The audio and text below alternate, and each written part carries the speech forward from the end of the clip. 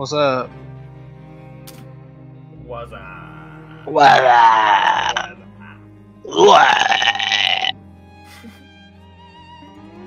Is Nathan or Justin here, or is it just... No. Okay. Okay, good to know. Thanks, Charlie, for responding. Voice got a lot deeper there. That's some puberty. That What's happening? I was just mocking the fact that Nathan said that he wasn't here by saying you were the one that responded.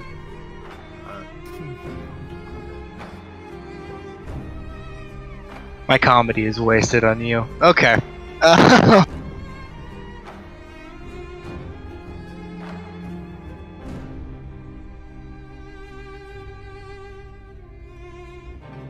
Oh, and okay, so Justin's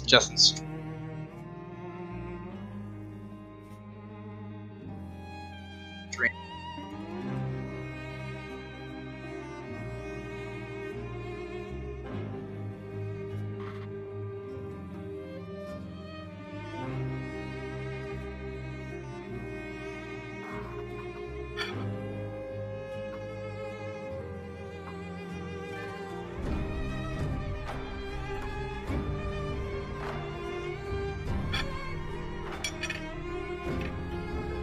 No.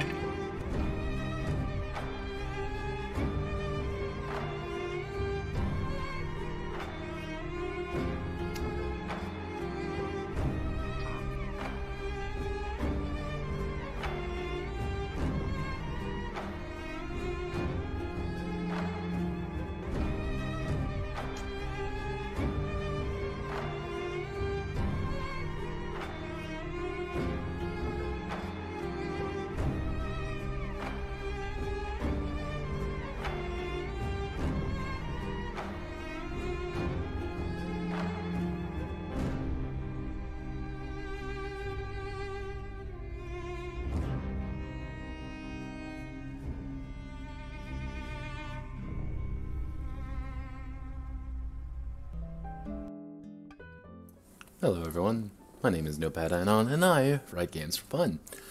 So, we're going to be continuing work on Project Tactics today. As you see, I already have some stuff worked on. And I actually added this little section, a little example map, and I had to reduce things down to acres. This is still a mess, and I don't quite know how to do it. And I've had not a lot of help to get the idea down pat, but I think acres works. You can cover an acre in about 3 minutes. It's a brisk walk, and you can walk multiple acres. So, kind of a, I don't quite know how I want to do that exactly, so I choose to wing it and hope for the best. Other things that occurred, I had some pictures, as I usually like doing, just to give the theme a little bit more. You can see here. Also renamed, it's not supposed to be a starting maneuver, doink. Technically the Warlord has a starting tactic, as well as, where is it? The Knave has a fight as a starting tactic instead of a maneuver, because they're not quite maneuvers. And where was it? I was also going to add a section. Let's see, where did I want to add you?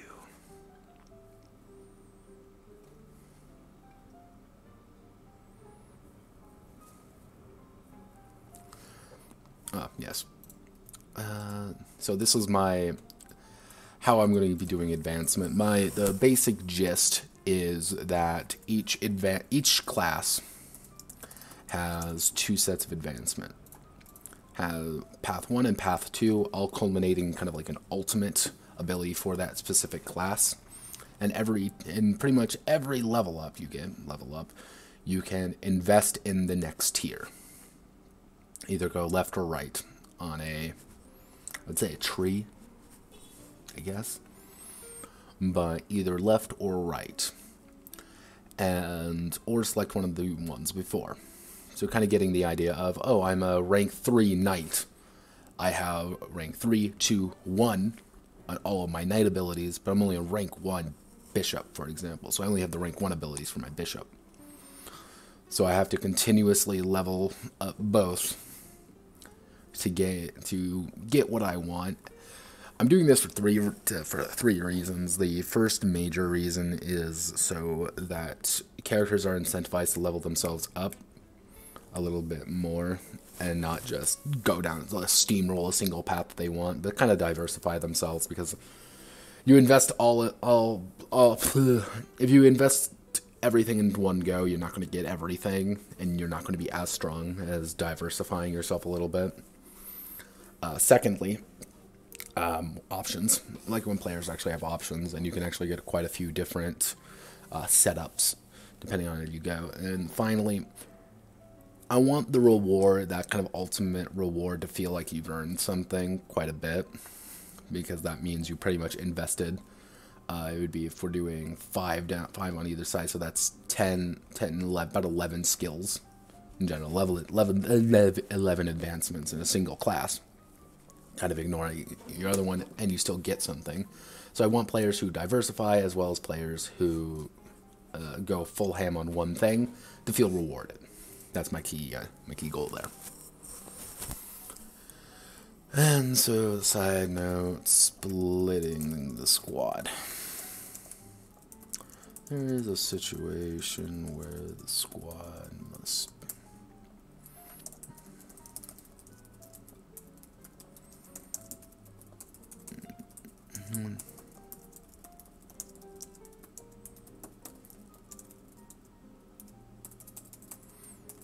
Giving the other a general order to follow. The split off squad. Split off members of the squad do not react to other orders unless told by an allied captain. In addition, the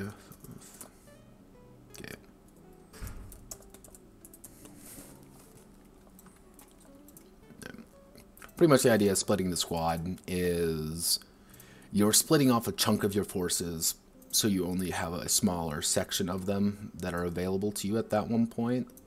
But the big but is,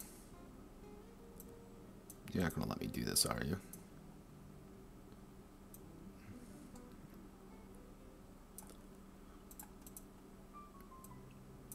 Come on. Oh God, what's going on here? Hey buddy, what's up? Nope, stop that. Stop, cease. This is my life. Why do you keep doing this to me? Unless I make it just wide. Can we make it wider? Well, I guess I'm going to have to do that.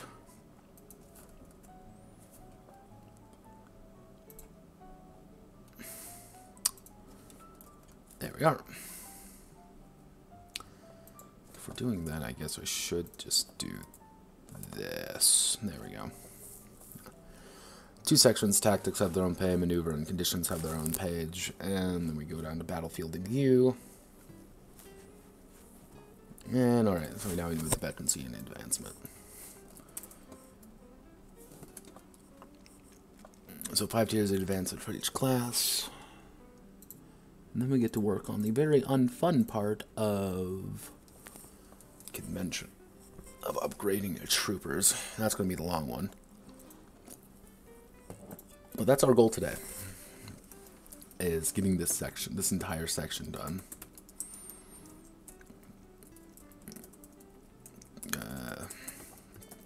Captains, troops learn with experience.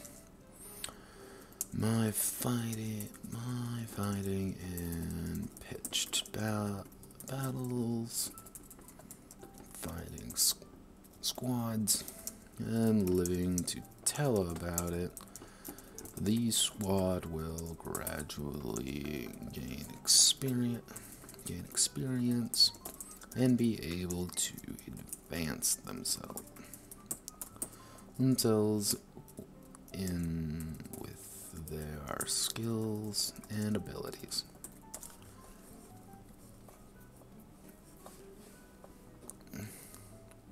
Next, we're going to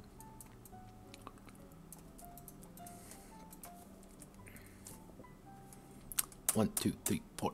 There we go. Put them 3 down so we don't think about them. And now we're going to make a nice little chart. Captains gain experience.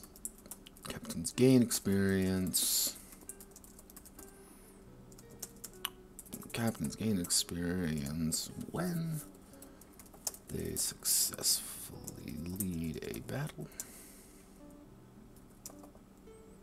Oh no, God! How do I want to format this? I'm gonna have to get the spreadsheet out. So we'll just make this entire little section right here. We'll merge these together. Captain experience gain.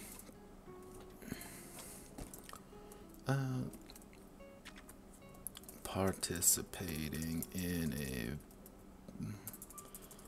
a macro battle.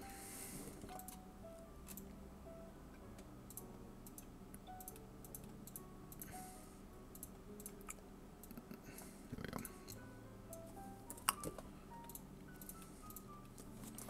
Participating in a macro battle.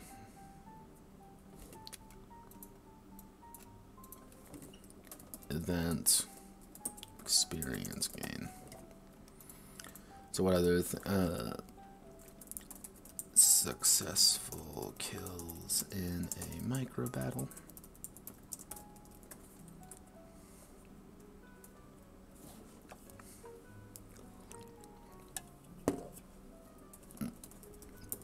Participating in a micro battle.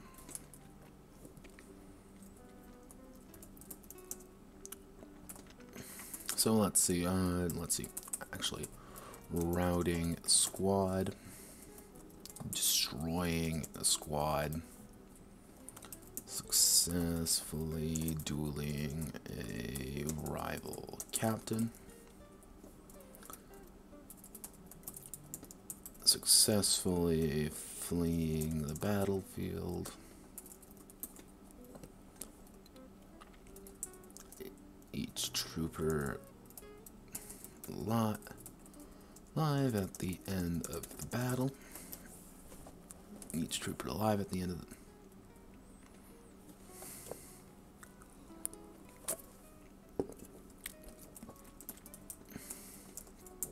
maneuvers executed in the battle.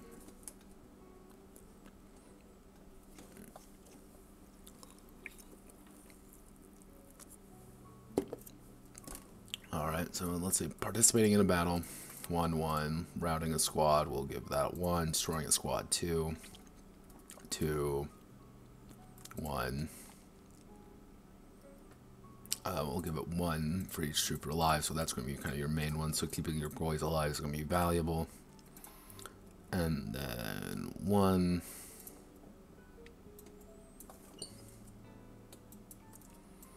So these are your basic events taking place.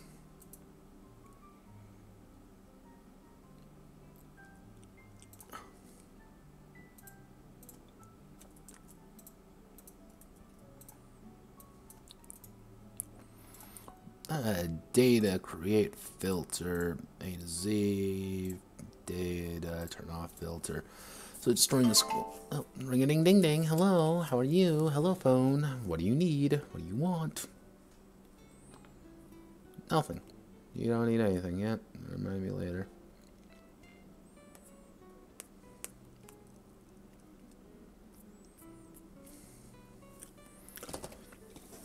So you successfully fleeing the battlefield. There's some other good ones. Oh, actually, successful.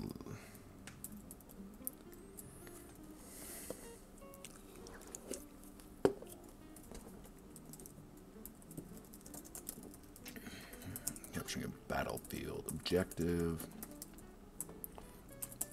Battlefield feature, I should say.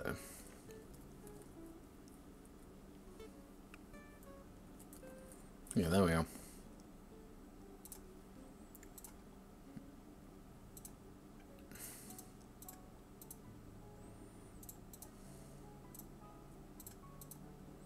So effectively, my core idea here is that you're not really going to be gaining a lot of experience by virtue of just like killing and fighting.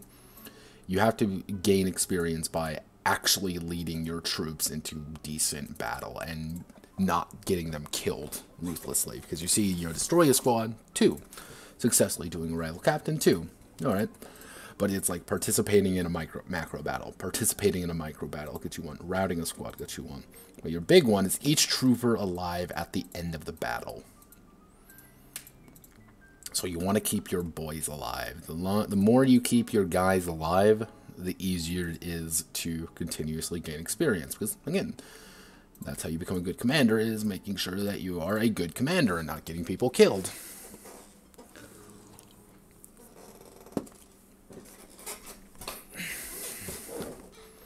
And this gives me, let's see, trooper experience gains.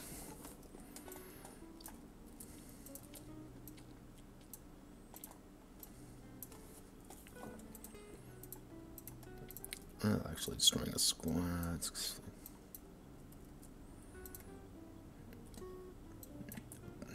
Going to do that. Capturing an enemy captain.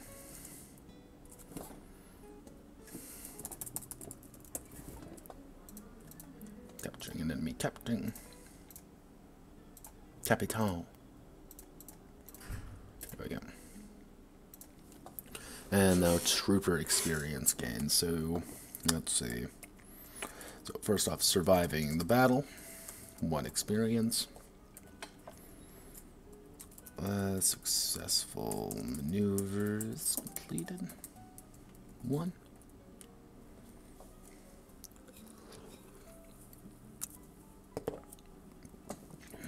Routing a squad, 1.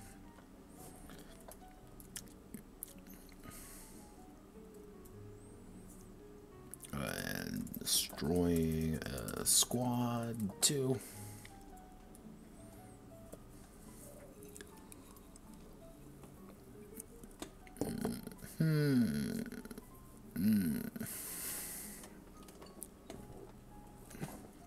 Where's some other good ones? Actually, reaching critical wounds.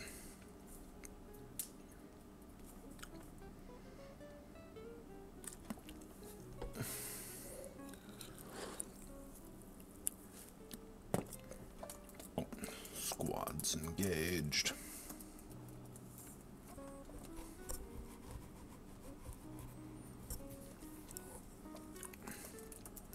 Spells cast, 1. Actually, no, that'll be successful maneuvers completed. Okay, so your troopers gain experience a little bit slower than you do, but the idea is that you have a lot. Your events to actually get experience is a lot heavier, and you have to build up a little bit more, while they have to not get like nearly as much. But again, they're only troopers. Give you kind of an idea. As a character, you start with about 10 attribute points, and that means you are, by default, your starter troops, you're about 3 times as good as them. But that's kind of on purpose.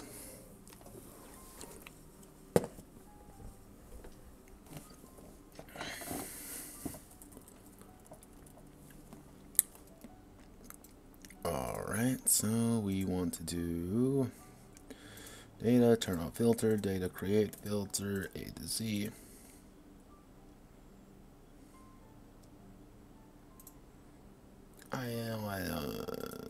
Turn off filter. Okay. We want to highlight U, hit B, center, center, center. Center, center, center.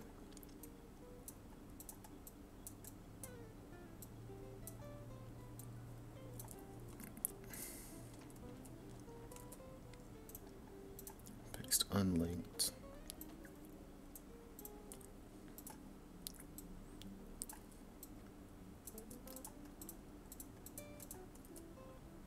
Paste unlinked. Now, let's see if this works the way I want it to.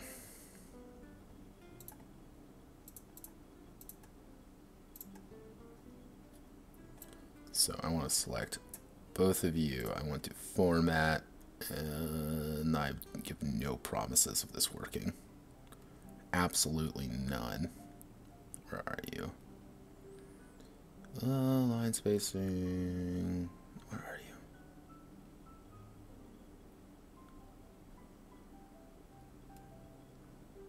Am I going insane? Yeah, you're here. Well, I should actually just normal text you. And normal text you. Looks ewy disgusting, but don't worry, that's fine, that's fine. Don't look at the nightmares. The nightmares aren't real. Notepad, don't look at the problems. Oh god, there's so many problems. Oh god. Oh lord. Lordy lord. Oh lordy lordy.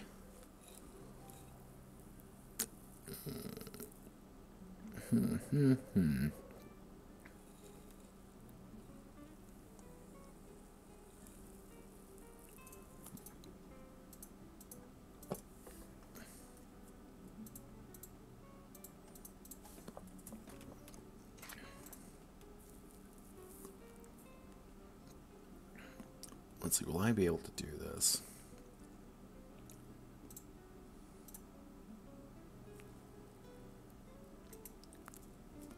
Not what I was looking for, but good start. So if I...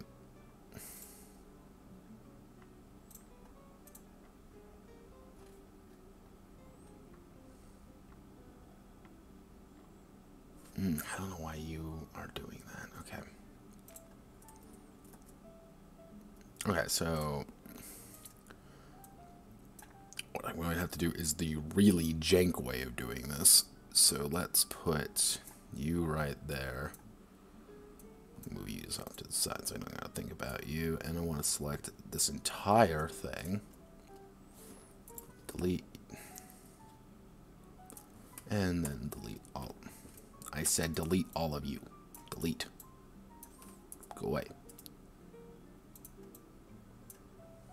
Oh gosh. I want to delete table.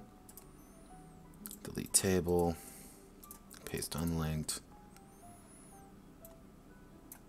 And then I want to go to table properties, center, middle. I want to add a concert column right. Select this.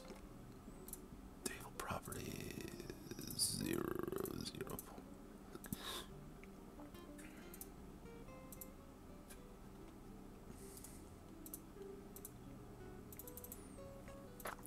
All right, it works. Not perfect, but it works.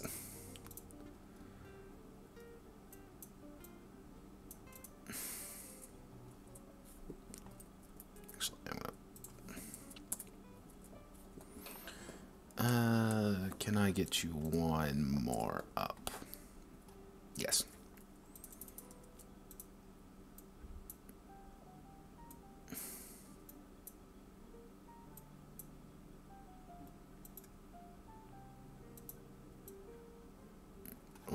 Oh, no, no, please, please. Oh, God. Oh, golly. Oh, golly gee. Table properties. I'm just going to put a 0.5 on there as of right now to get where I like everything.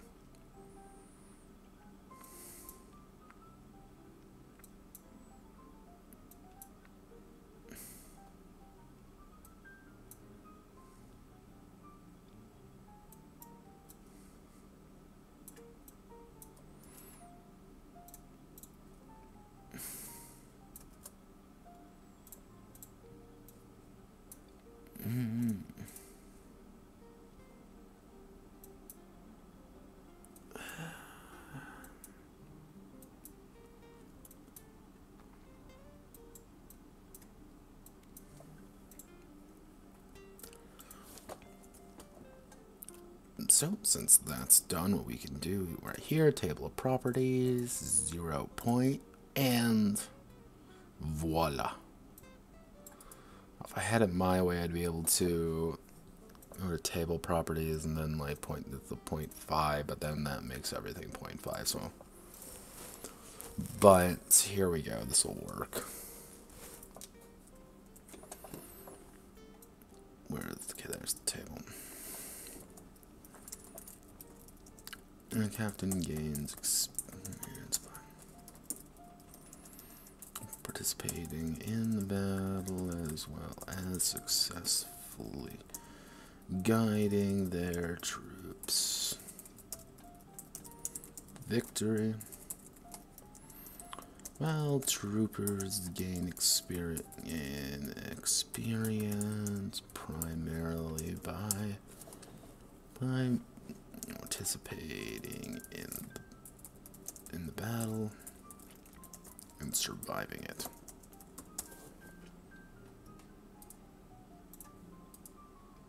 You also notice this, like, reaching critical wounds also gives you... I experienced my idea behind that as being this, like, yeah, you got really injured and you come back a little bit stronger for it. Kind of borrowing the Kenshi idea. So if you want to... The thing is, like, if you want to power level your guys, arguably the best option is to actually just, like, continuously bring them to the brink of death but keep winning. Being like, don't worry, guys, we're healing you. Just like, you're not.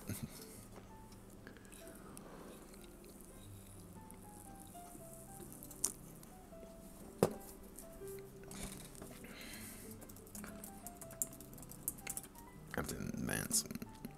A captain gains advancements at every. Gains advancements depending on the rank of their classes. Each class starts at rank 0, with each one only giving the starting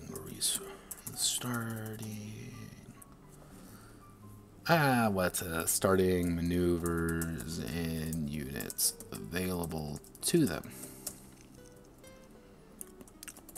Each advancement in a class gives the captain an option of selecting one of two doctrines for that advancement.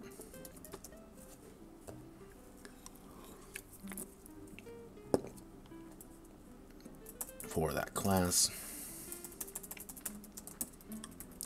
which gives them access to new maneuvers, new tactics,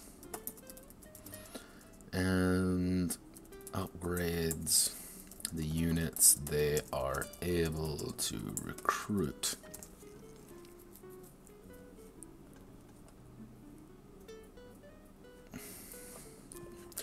If they have suffered losses.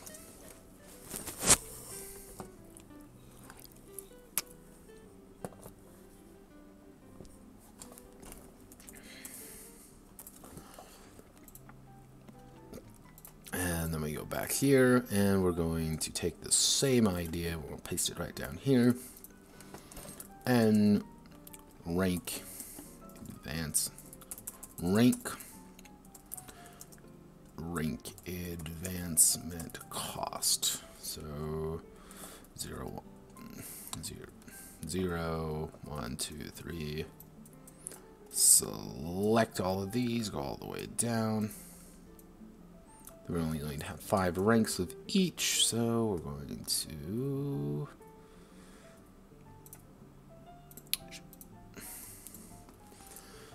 rank is going to cost 0 to get there. It's going to cost 10 to get to there. 15, 20, 25, 30.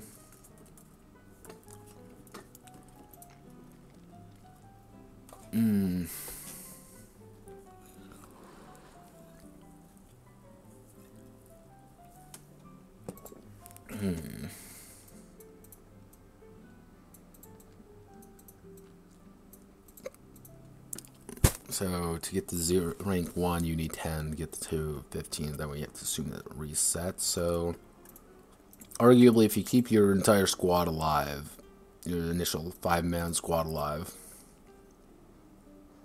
your first battle you may be able to actually get a rank advancement.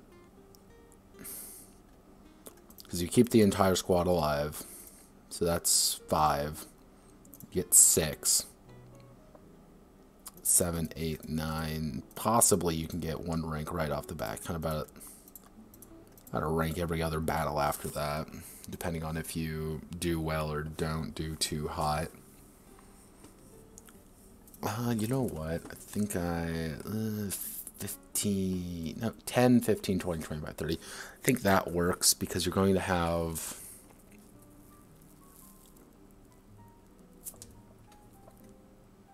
Actually, if we do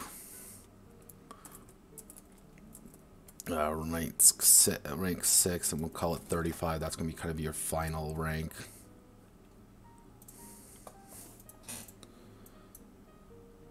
So if we do that, so yeah, I know it's to actually hit that higher echelons, it's going to cost you quite a bit. So your full total, if I bring up my handy dandy calculator. Yeah, this is game design, everyone, in a nutshell. Just like how much does X, Y, and Z cost? I also realized I didn't rename the stream. That's going to be annoying when I have to go through these and shift things over. 20 plus 25 plus 30 plus 35. So overall, to hit rank 6 in one class, you're going to have to hit 135. Yeah, 135 experience. So that's...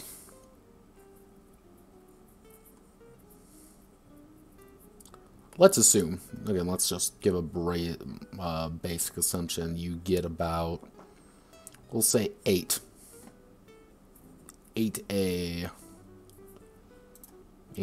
major battles. So it's going to take you about 14,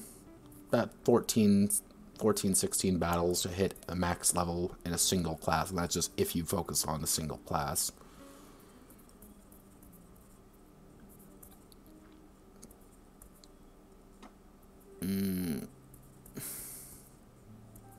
Yeah, I think that works. I think that's fine. Because again, that's what, 30. You know, if you do a major battle every other session, that could be something like 30 battles, and that's suggesting if you just dump it in a single class.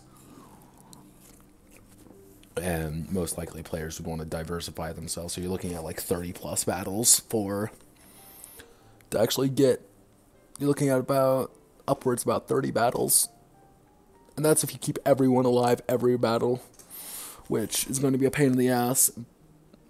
It does reward people with higher tactics, because they can be able just to get more people in their squad, but arguably that's kind of the point, and you're not as...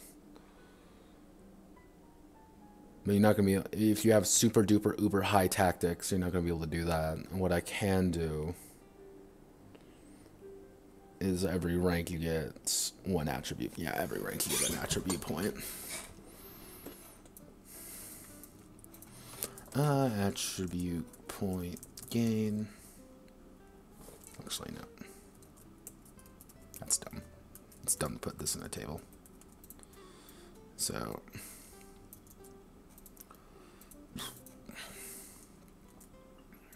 Paste unlinked.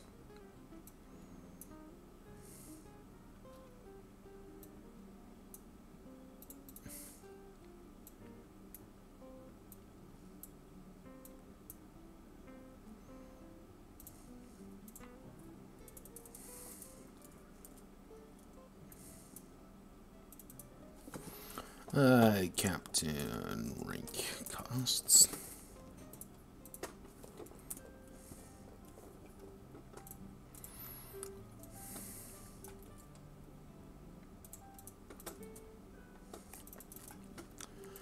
And then I can put that under heading 2.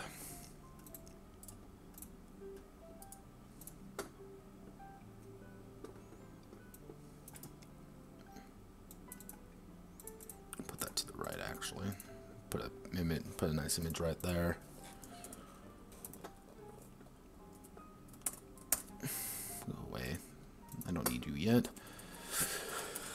Let's see, how do I want to do this? And then we're going to have to do advancements per class. Okay, now here comes the unfortunate part. So, effectively, the Knights get the Doctrine of War, Doctrine of Defense, Right of Glory, Right of Heroic. So, our Doctrine of War, Hammer and Anvil technique, Breakthrough technique, Cleave attack, Knight's a ferocious fighter. They attack to actually precise strike. Micro Knight's skill with is unparalleled. They gain a +2 to attack. To attack in micro combat. So let's keep going down.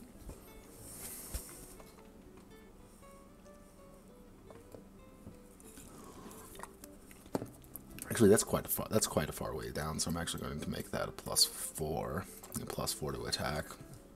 So a D10 +4. So pretty much they're getting almost a 40% increase to +1 to everything. So the Knight's going to be insane in micro combat, but that's kind of the idea.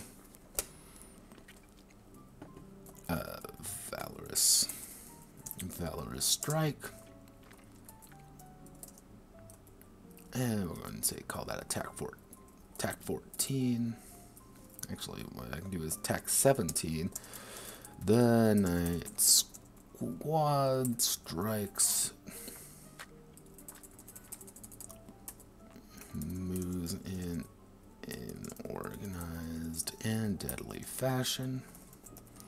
Striking hard at a single squad, doubling the damage they do to them for a single melee assault. Must be engaged with the enemy.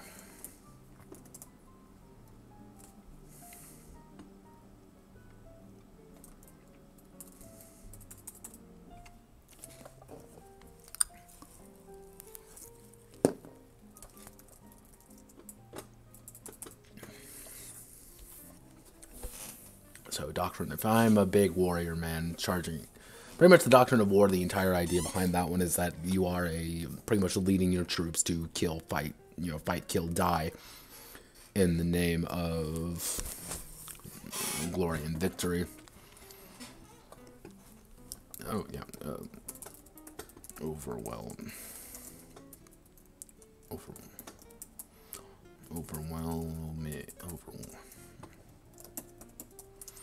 Tactic, the Knight Squad cannot be flanked or outnumbered.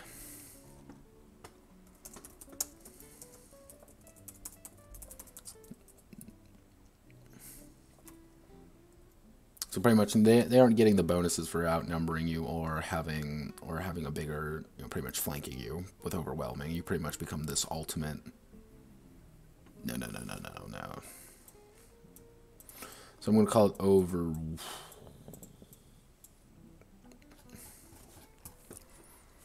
Let's see what I could do.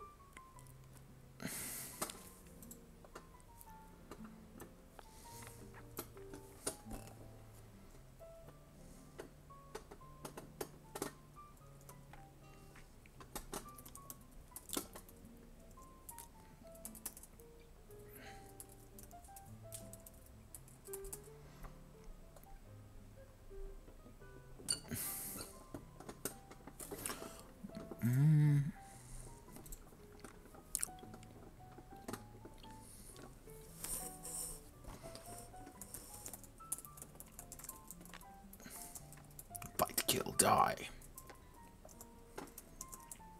And we're going to call that a tactic. The Knight Squad are able to move. Are able to move during during a refocused order.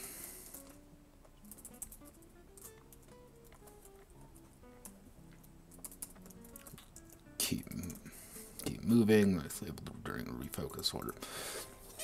So kind of the advantage of having a refocus order. Refocus effectively means that you just sit down and you aren't doing anything for the round. That's kind of your action. While keep moving is effectively you're going to keep moving while you're healing. So we're going to bring here, we're going to open up a new one with a post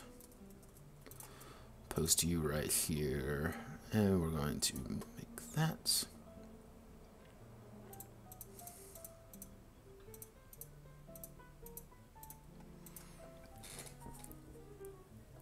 You keep dookie then. We're going to move you down a little bit.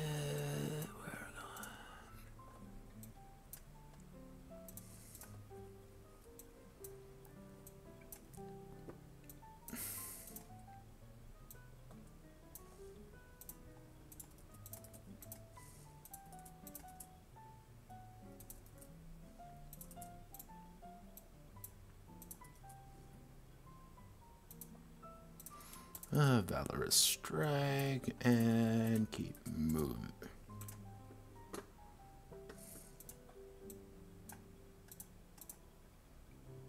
Oh goodness, I'm gonna have to make this a slightly bigger each, aren't I? So I'm gonna move you down one little bit, move you down a little bit.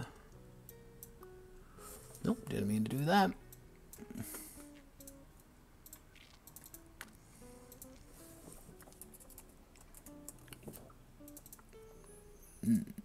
Control Shift. Does that work? It does work. Neato burrito.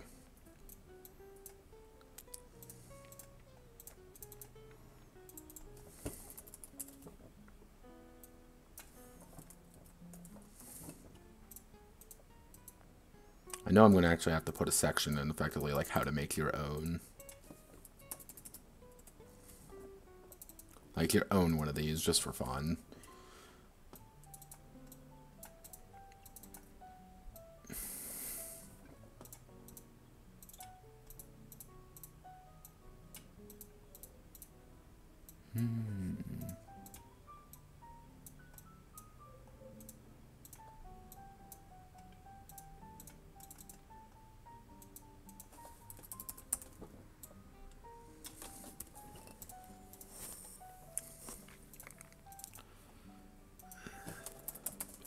Sorry I'm not talking too much right now, I'm just really focused on making this look nice. So, if we do the Doctrine of War, we're going to merge these right up here, middle, and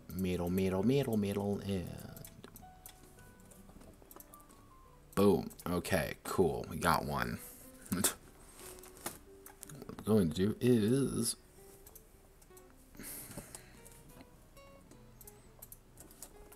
Doctrine of Armor.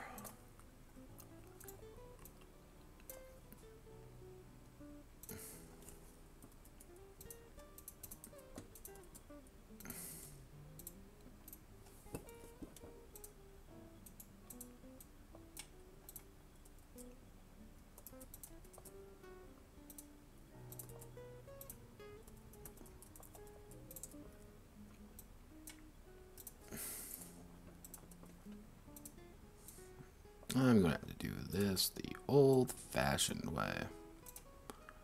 Jankily. And we're going to select here.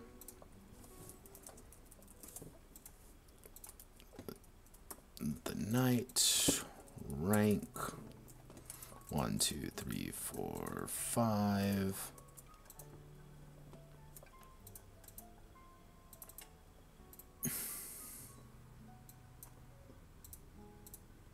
There we go.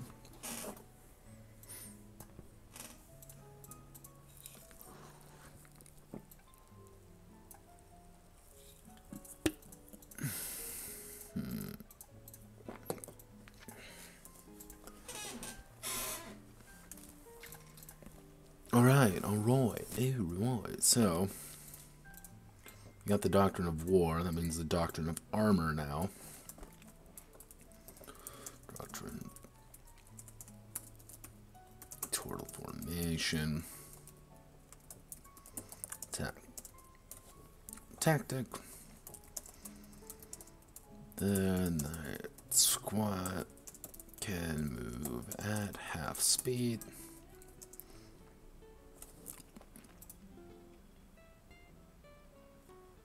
Can move at half speed for a hold fast action.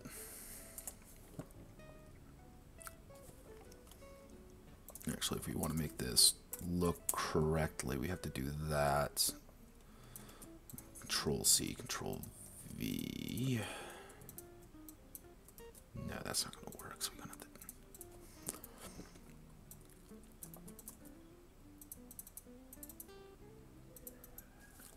Yarg.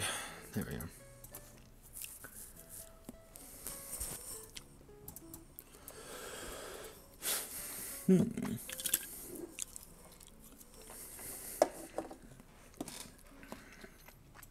Tetsuo.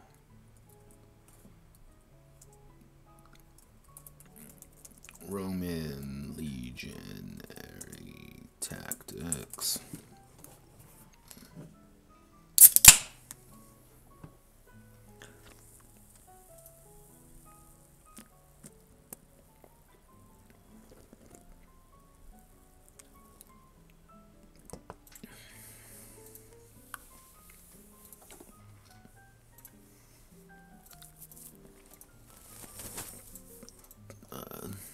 Let's see.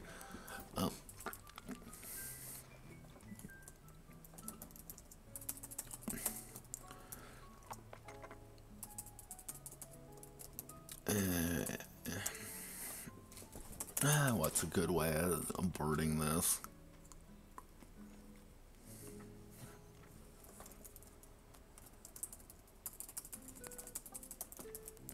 Actually.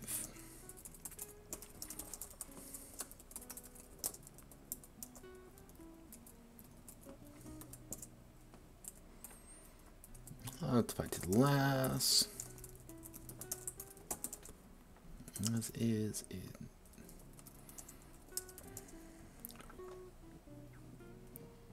Is invigorated and gains a +2 to all defensive actions.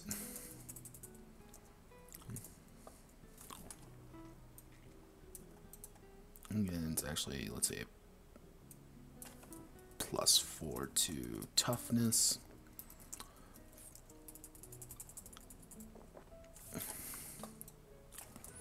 Outnumbered, but not outnumbered, but not outmatched. The Night Squad is invigorated, surrounded, and invigorated. Gaining a +4 to toughness for the round.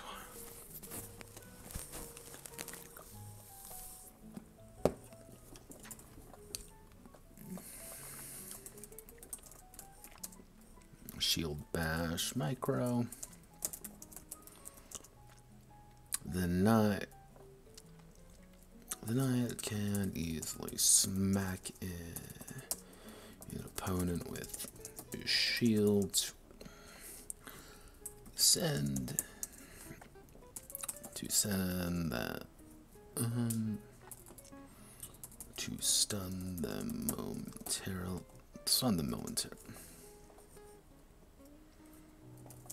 The Knight gains all the Knight's allies gain a +2 to attack the stunned opponent.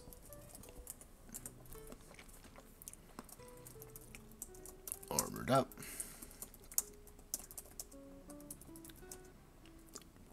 The Knights. Actually, no, we wouldn't do that. Passive.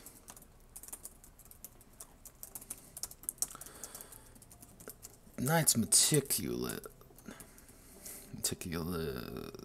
I for quality has enabled all his troops to gain a +5 to +1 to toughness.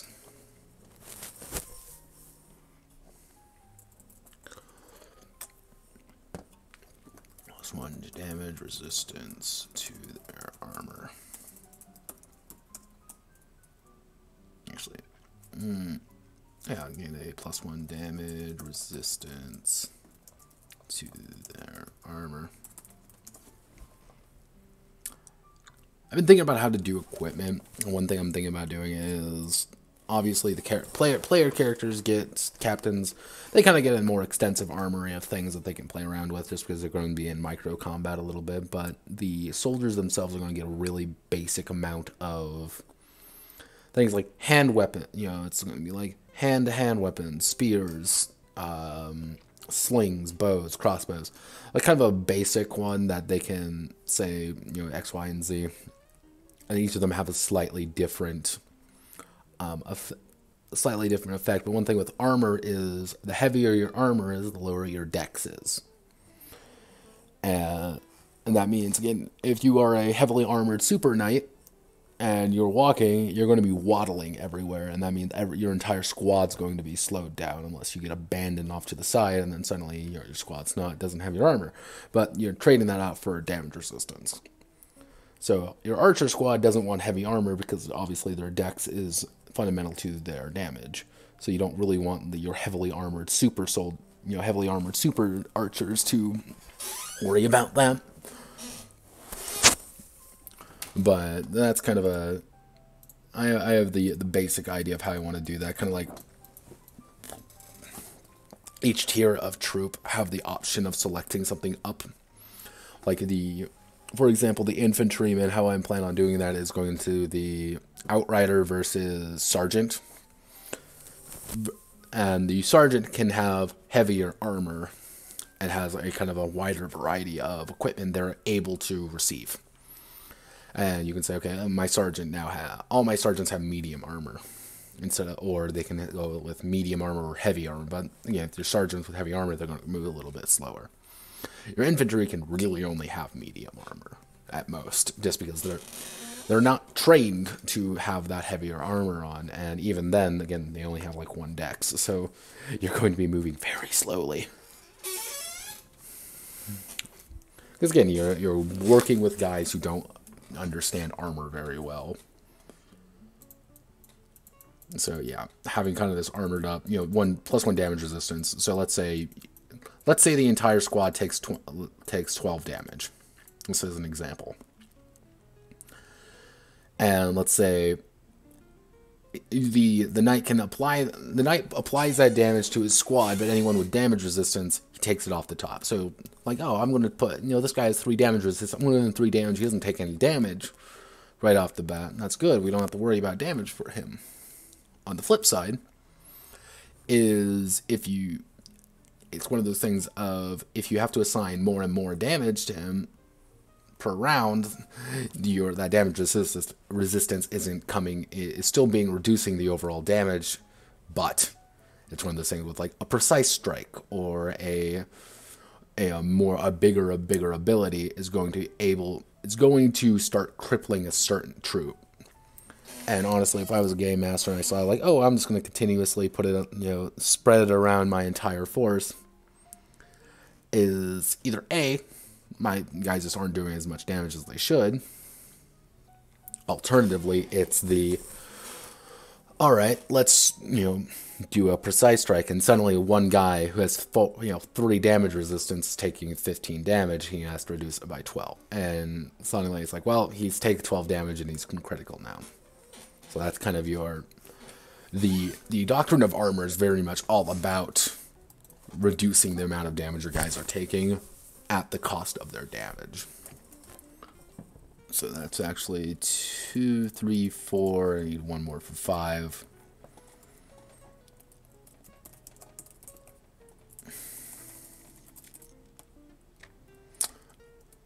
Actually, let's swap. Swamp of Swords. Tactic. The Knights Men are skilled in keeping. Actually, no, we're going to do a maneuver. It's going to be a attack 11. Check. The Knights soldiers are skilled at keeping enemy troops locked down in a conflict, not allowing them to retreat. Not allowing them to retreat.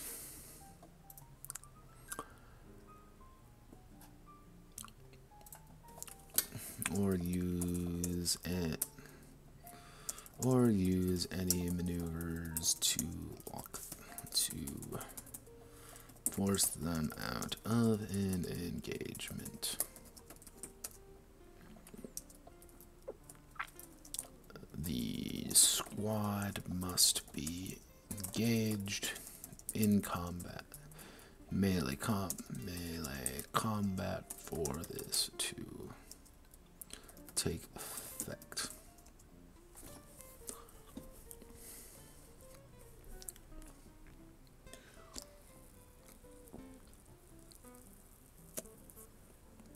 A Swamp of Swords is really good against things like cavalry, where their entire point is that they need to hit and they need to leave. It's very much hit and run, hit and run, hit and run, hit and run, hit and run. But with something like Swamp of Swords, you're immediately locking down those cavalry in a fight against you, so they can't leave. And suddenly they lose their big bonus, and suddenly your guys can just rip them to shreds. But that's the ability of the Swamp of Swords, is to keep enemy units locked down so they can't run away. And outnumbered but not outmatched.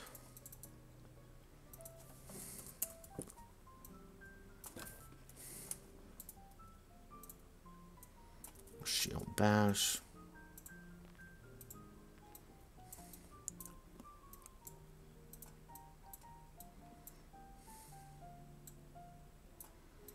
This is my life.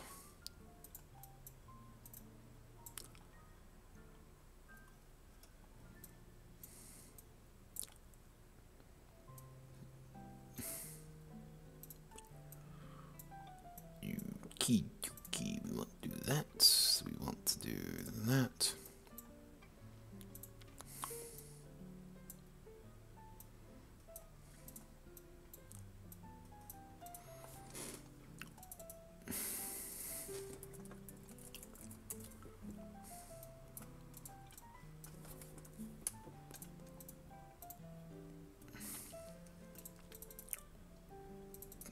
Let me see. That's the Tetsudo formation.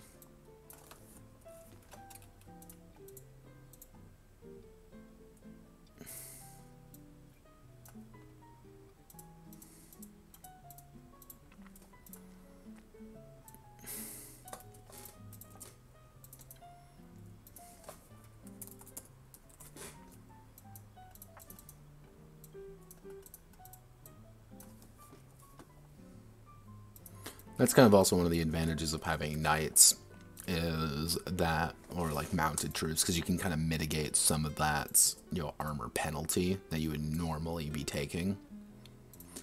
So for movement, where just because, hey, I'm mounted, I'm moving faster than I really should be. Oh, geez. Okay, we want to do that. That. Yeah, we are going to fix this section inside of the document itself. But that does mean we can do this, and then do one big thing for the knight's super ability.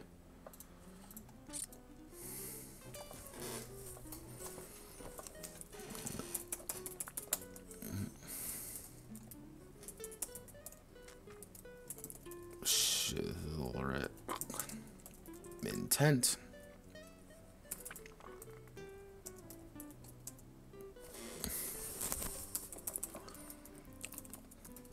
Chivalric, actually a chivalric intent. Once per battle, the knight is able to use 2 maneuver. Actually, no. The knight is instantly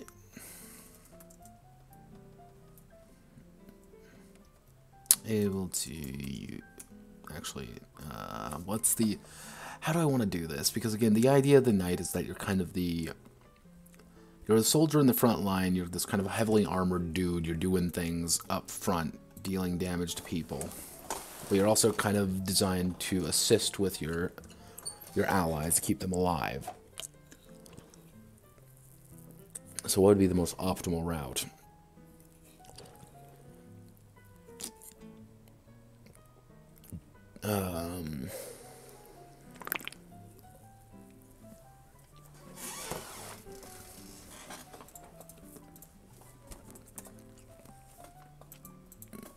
Once per battle, the knight is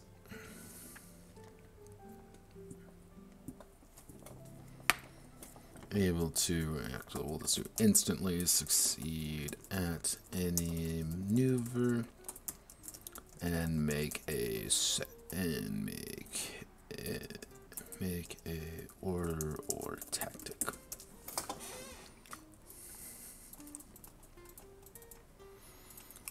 Yeah, kind of the idea is that the knight's kind of your more tactical. We are, we're working together. We're going to work together whether we like it or not.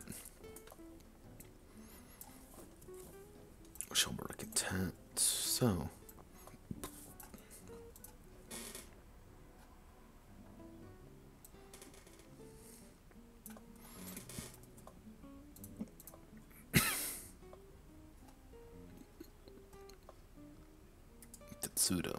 Tetsudo.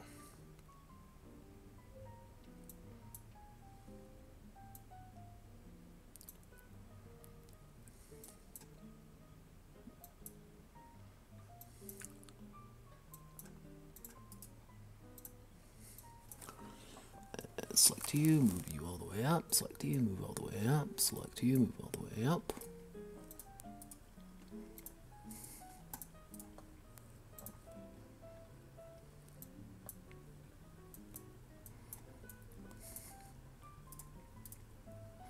And the thing is, you're not locked into any of these. So let's say I want to go the hammer and the anvil, but I want to go outnumbered but not outmatched. Shield, I like the shield bash, but then I want to go in the valorous strike and then swamp of swords. If I want to do that, I am able to. Like that's I'm able to mix and match. So if I want to go down this route, I can do 1, 2, 3, 4, 5. I can do that. I can do any combination of this I want. So effectively, there's. Actually, give me 1 second. I just want to center everything. So effectively speaking, there is, let's see, 2, 4, 6, 8. There's actually quite a bit. There's quite a bit of variation between all of these. Where if you want to do a hardcore defense, you may want to do something like this, but you may want precise strike, and then you can go armored up, swamp of swords. However, if you want to go really offensive, you may go like this, go all the way down precise strike, but then you want to go to armored up, and then you select keep moving, and then when you hit rank 6, you get chivalric intent, which is pretty much I get to instantly succeed at any maneuver I feel like.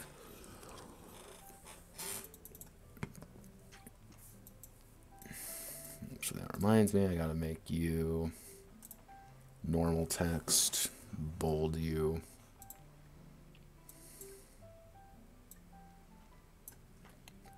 And then normal text.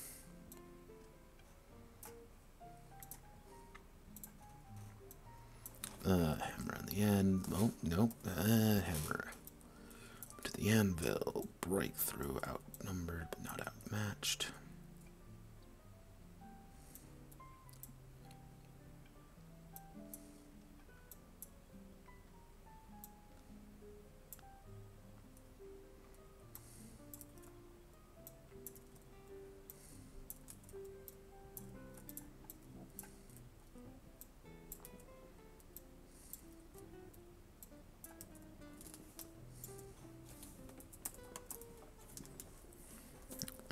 attack 17. So that is one of 6 classes done. Now we get to go down the other 5. Oh boy. Okay, so the Warlord. So what I'm going to do effectively is delete all of you. Delete you. Go up the Warlord. Right of Glory. Right of Blood. Right of Glory. Actually.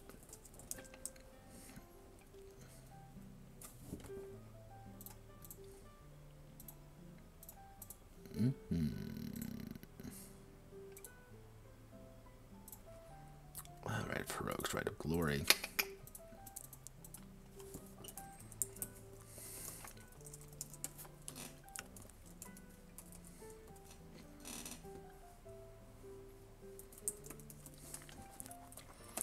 So Right of Heroics. So Heroics is going to be a lot of personal stuff, while Victory is going to be almost entirely based on your soldier. Buffing your soldiers up. So we'll do the Right of Heroics first, and your first ability is going to be make it slow.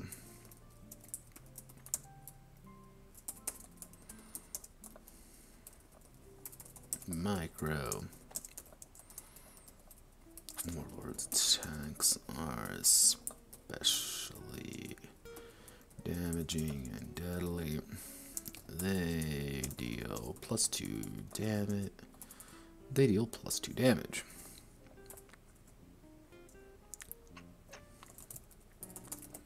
Taunt Micro. Warlord's Ceaseless Boasting. Boasting and Terrible War Crimes attracts the attention of other fighters. All fighters.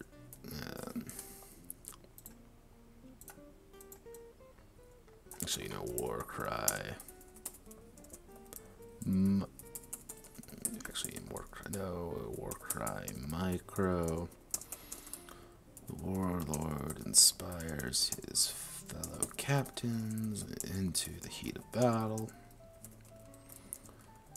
All allies gain a +2 to hit for the round.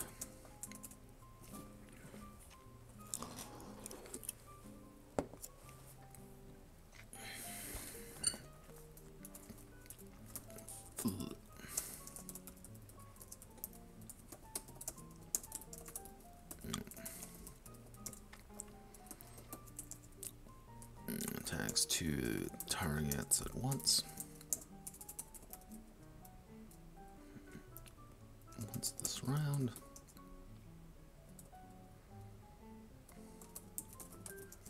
You charge duel.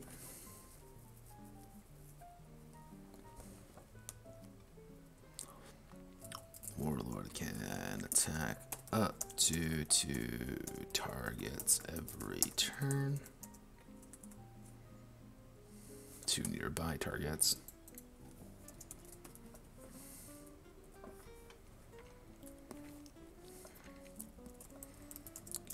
Killing Intent.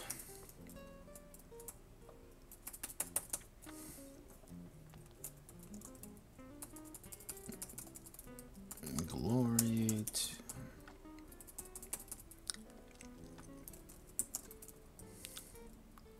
Heroic Duel. Tactic. Or Warlord's Duel. Duel Tactic. Inspires his troops. They deal +2 damage if they successfully attack the enemy during his duel.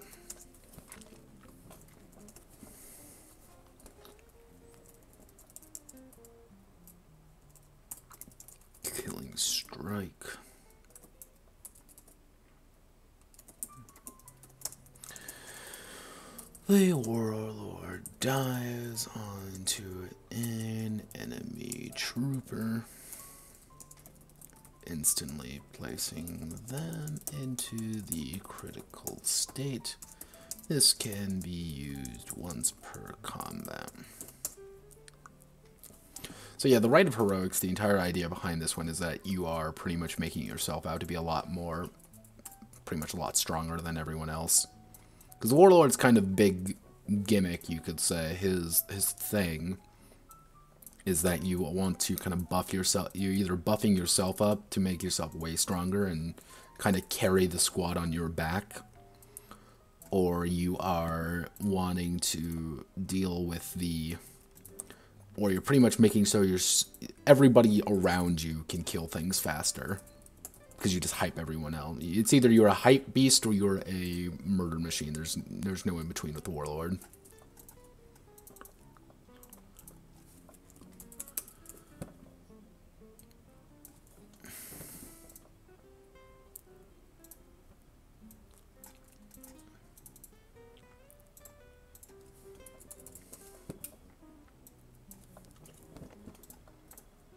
And then the Rite of Victory.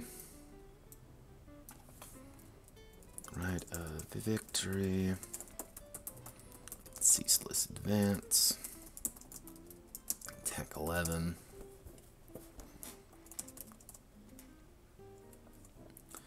The Lord issue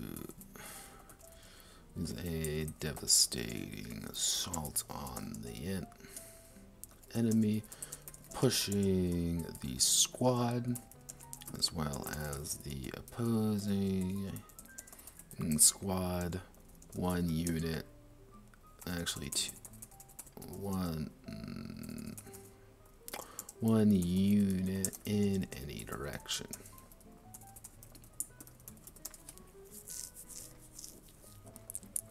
Kind of the idea of ceaseless advance is that the idea you are shoving your enemy into a more advantageous position.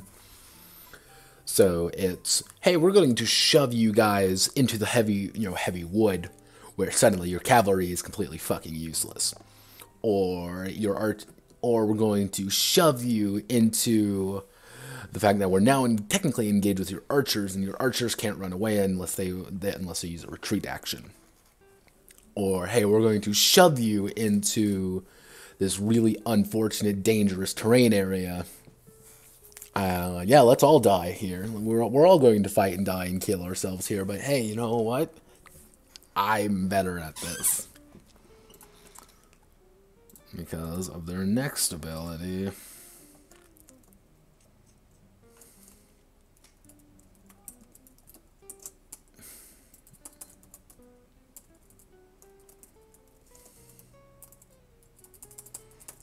Rugged Fighter passive.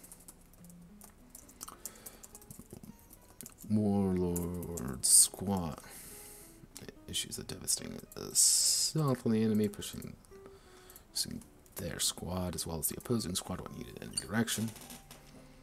The Warlord Squad takes -3 damage from any trait.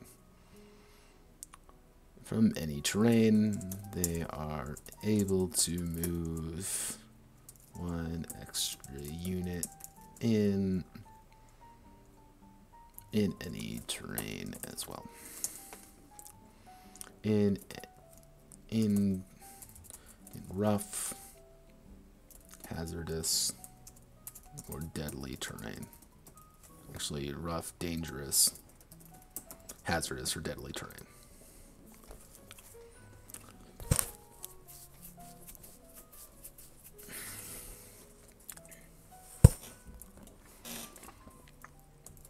Overwhelming presence.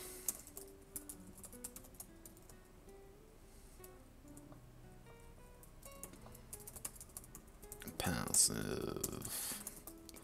Warlord Squad does not suffer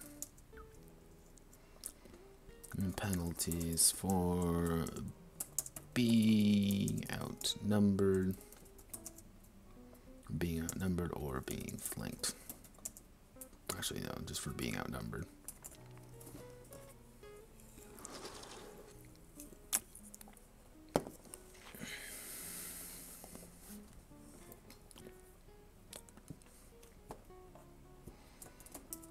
Tactical reposition. Tactic. Actually, we're gonna say attack. It's gonna be attack. It's gonna be attack 17. The warlord orders his squad. Moves his squad 1d6 plus 1 units in any direction, and then may make a move. The squad cannot make a move. The squad cannot be engaged. Cannot be engaged in combat. Cannot be engaged in combat. Or under archer. Or under ranged fire.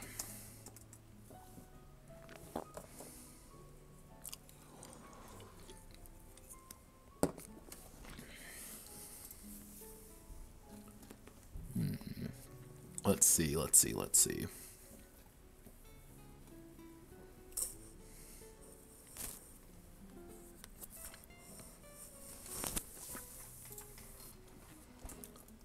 Living to fight another day.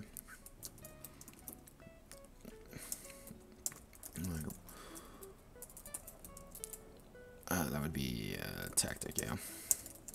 The warlord issues a retreat order. Actually, no.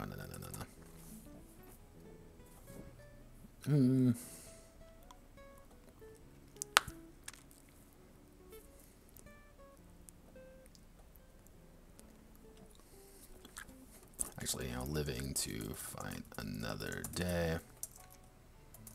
Passive. The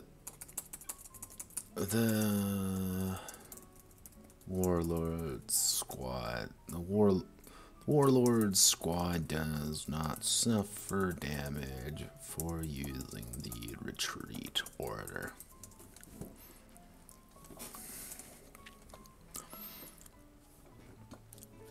And finally, our ultimate ability. To the first man to die. Glory to the first man to die. And we're going to say at 211.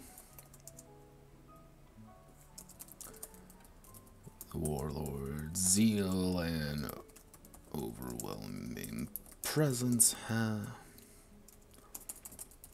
Actually, we're going to make it passive. Passive. The warlord squad has a staunch refusal to die without a fight, even in critical condition. The squad fights at full strength. However, any damage applied to critical troops are fatal.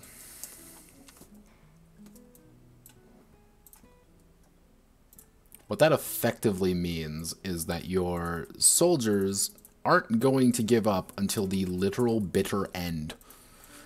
You will have to kill every single one of them to really bring them down, and that's a pain in the goddamn ass if you haven't kind of realized at this point, because you're constantly going to be taking damage. They're going to keep giving you, continuously hitting you and dealing damage to you until the absolute end, until they can no longer do damage to you.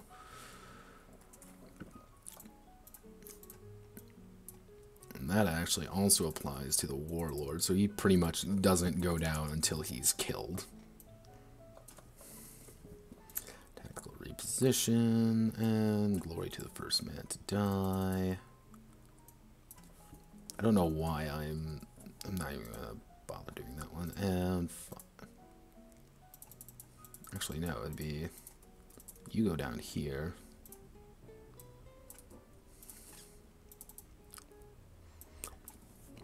And there we go.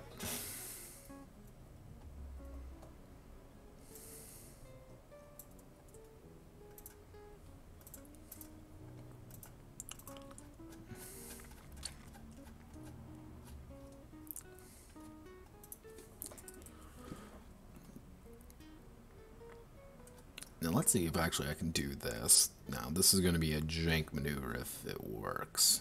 I'm going to be very happy if it does as well. So I want to post the knight. I want to control C there. I want to select all of you. I want to control V. It does work. Yes, yes, yes, yes. Select that. Boom, and let's see. Do you feel like working?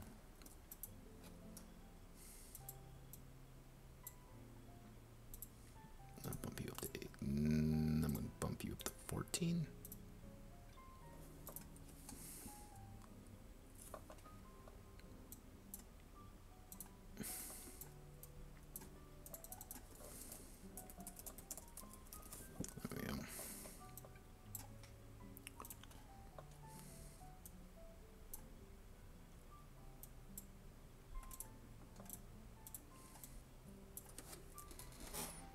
Ceaseless advance, war cry, rugged fighter, flirty applause.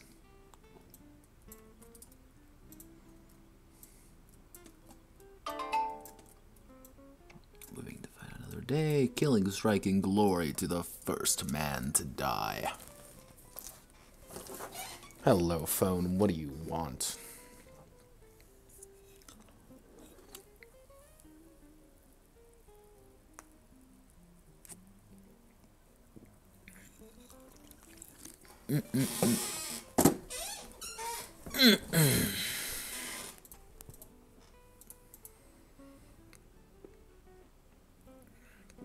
How's the progress tonight? Pretty alright. Kind of a slow night. I've managed to making my way through the various veterancy and leveling up systems. So effectively, every single one of the classes, all 6 of them at this time, are receiving 5 tiers, well, 6 tiers technically, of abilities and things to get what they... Each level they can select one. So, for example, the knight here, you can select Hammer of the Anvil, outnumbered but not outmatched, precise strike, armed up, keep moving, and then at rank 6 you hit, you know, your ultimate quote-unquote ability as you kind of go. But you also have to spread these out among your various classes. So if I am Knight Warlord, it costs 10 experience to get one of these. You don't do that. One of these, 10 experience, get one of these. Yada, yada, yada. I am 2 out of the 6. I'm a third of the way through. And it's quite literally just has to be just a lot of click, click, click, click. Making sure everything is set up the way it should be.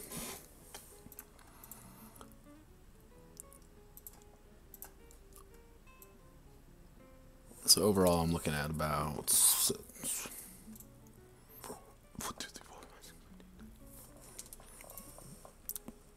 about 44 more of these. Oh, that's my back not going in a direction I like.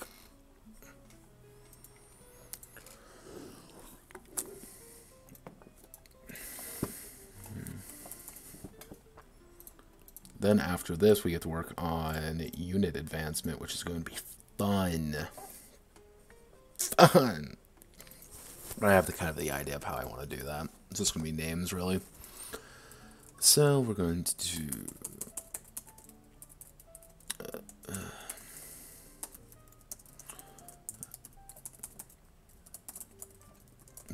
School of the Battle Magus. Or School of the Utilitarian Magus.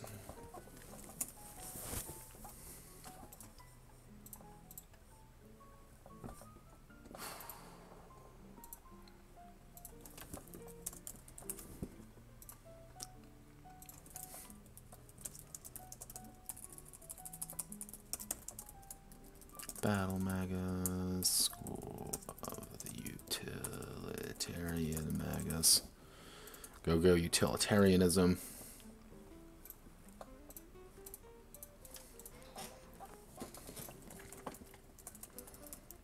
Firestorm at 211.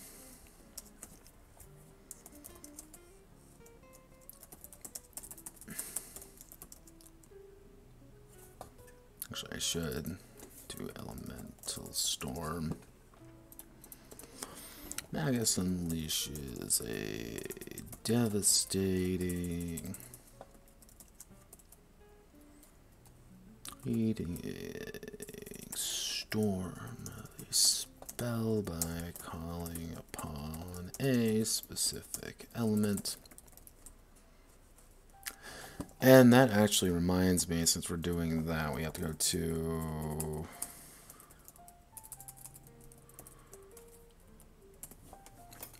I should put that into minor. Yeah, I should put that in micro combat, shouldn't I?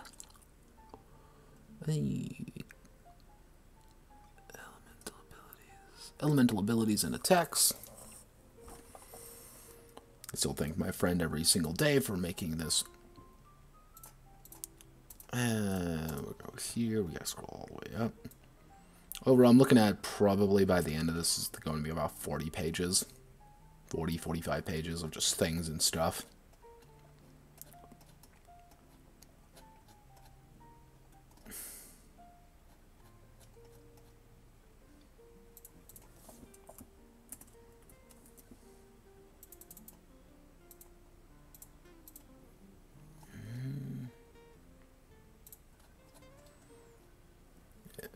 We can then take double damage on the other.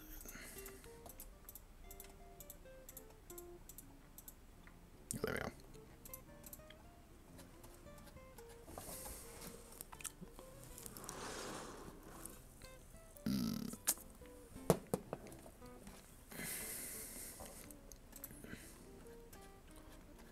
Make my way through. Excellently devastating storm has public calling upon a specific element to coat a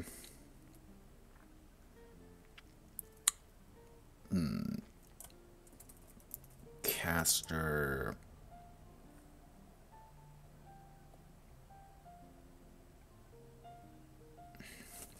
pretty much how I want spells to be in my head, as I want them to be kind of Final Fantasy Tactics-esque, is that they're taking up specific areas. So a caster can't just blast everything they don't like, because they are quite literally going to just blow themselves up and their allies.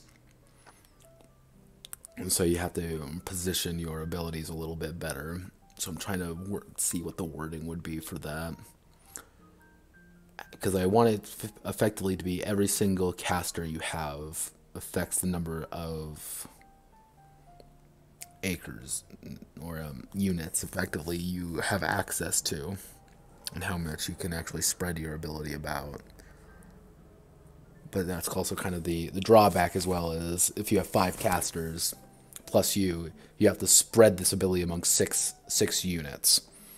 And if you only really want to strike 1 unit, you suddenly kind of have to snake this giant firestorm or something like that around your own guys to make sure you don't kill everyone. You know, and if it's just like, oh, I'm going to use a firestorm on this square where, you know, you and an enemy squad and you are oh well, great, we're all taking damage here. Everyone's on fire now. Thanks, team. Big help. Actually, so it's going to be code A, caster number of unit, N A D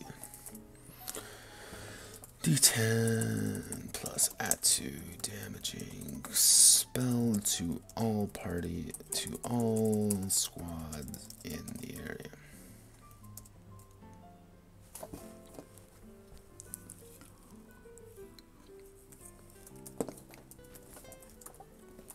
Recharge 2.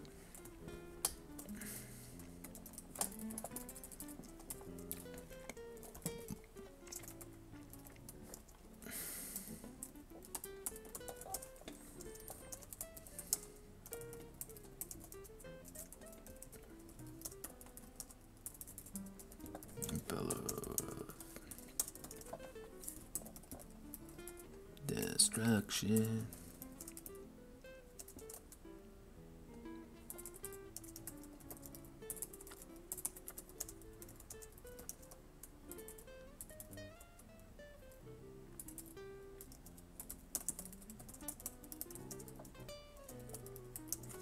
Straight line of caster number of units.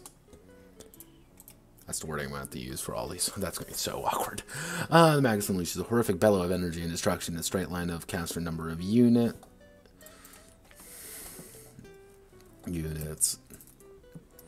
Dealing D10 plus add 2 damage to... Actually, it's going to be... Dealing D12 plus add 2 damage to the first unit, D10 to the second, etc. So I'm actually going to probably have to put a footnote.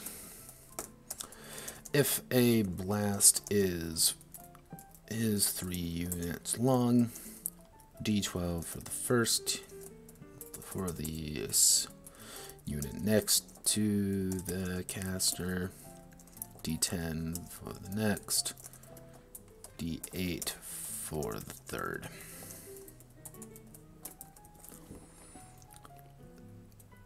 And it's going to do D8 plus add 2 damage.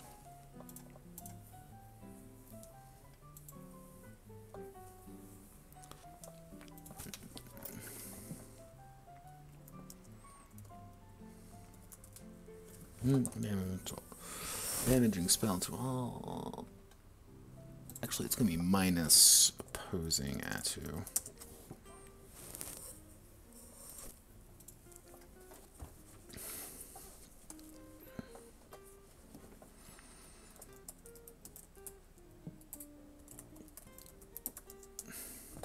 Radiance, AT, add to 11.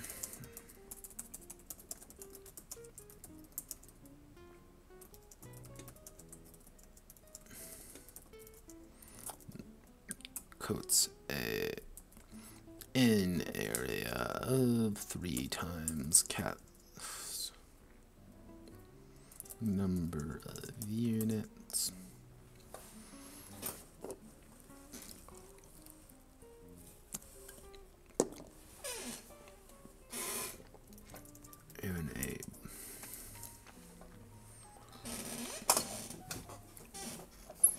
In a blinding light.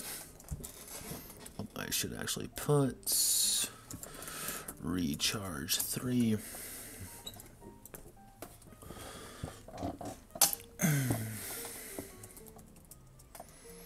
All squads take a -4 to all defense actions. Incineration, micro, Magus shoots of horrific. Shoots multiple horrific energy and in enemy dealing 1d12 plus add 2 times 2 damage to them.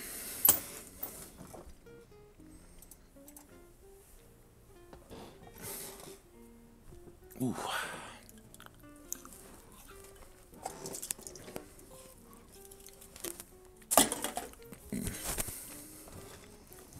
Actually, yeah, 1d12 plus times 3.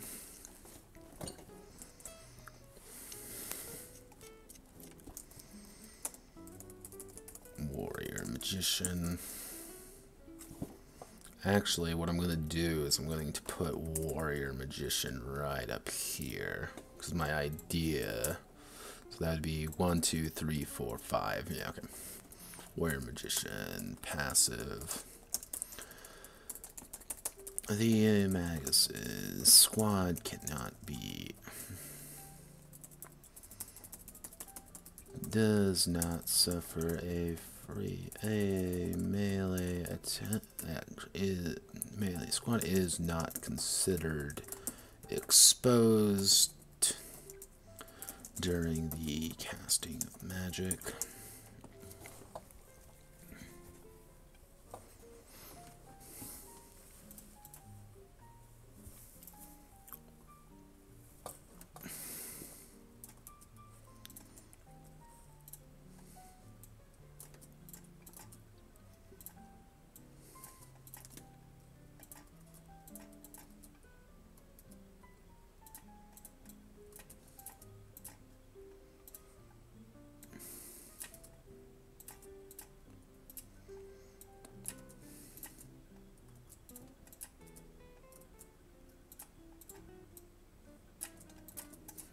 Nope, nope. I don't know why you suddenly don't feel like working. There. Okay, fine, whatever. You get to do whatever you want to, I guess. Random square. Oh, gosh. You know it's going to be a good day when the random squares in Google Docs are fighting you. Okay, now we get to do the utilitarian. Utilitarian.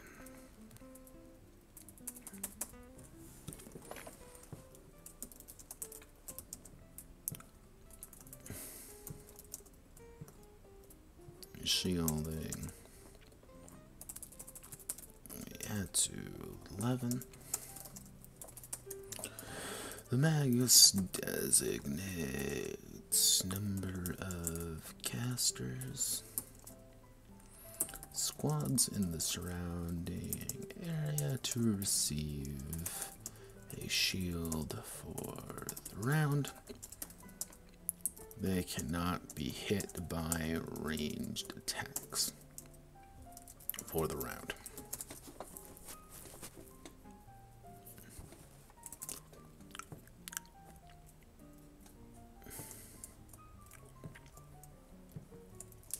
Mana Guard, Micro. The Magus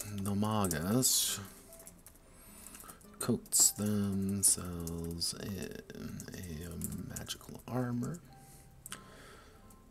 gaining +4 toughness for the round.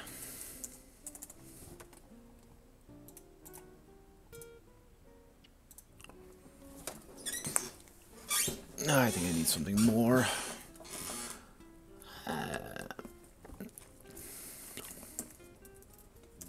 Hazardous conditions. Could actually corrupt ground. Add to 14. And designates a number of casters.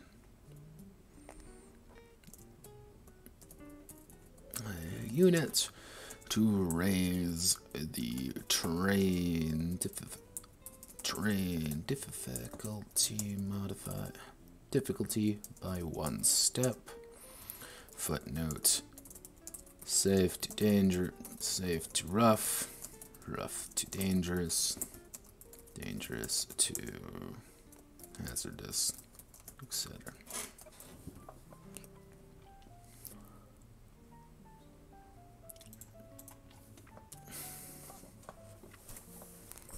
So I'm going to bump that up to 17. That's going to be a pretty big spell, because it's immediately is going to make a lot of people's lives a hell of a lot harder with that one, because you can just designate a bunch of grounds. And it's just like that for the rest of the battle. And it's like, you know, like these couple of units are just hell, and no one likes them, and going to kill you if you step on them.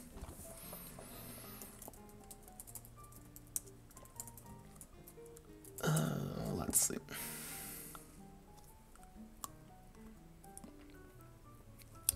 would be a good one. Again, for the utility mage. The entire idea of the utility mage is that you're using, instead of having spells to do offensive things, you have spells to assist you in battle. Maybe something like shielding kind of covers that. Maybe something like protect. Protect wouldn't be the worst idea in the world. Yeah, screw it. Let's go something like protect at 217.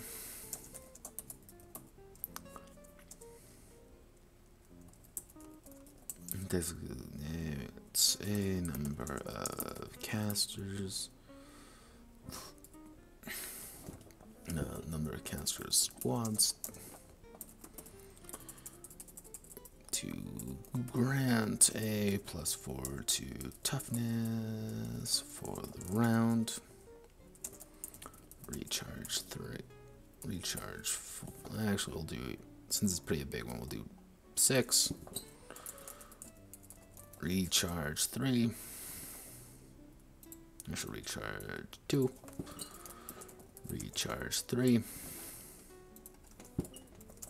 Recharge 4.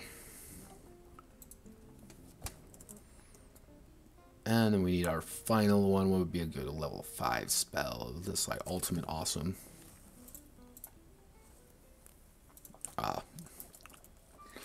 Crippling aura. Crippling aura. Emboldening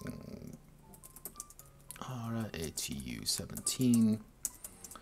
Magus designate.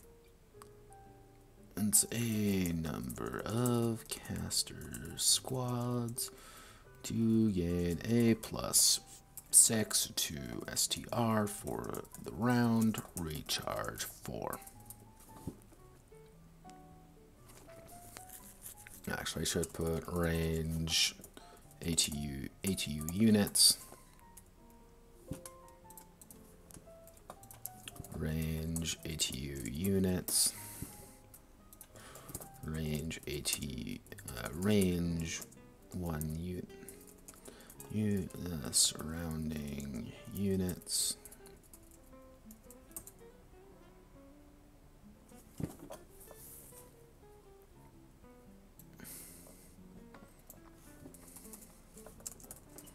Range ATU +3 units. Yeah, okay, I think that works. And then, yeah, recharge 2, recharge 3. Okay, cool. And now we need the ultimate ability of the Magus. Probably gonna be really boring with it, being like reduced and recharge of all spells by like 2 or something.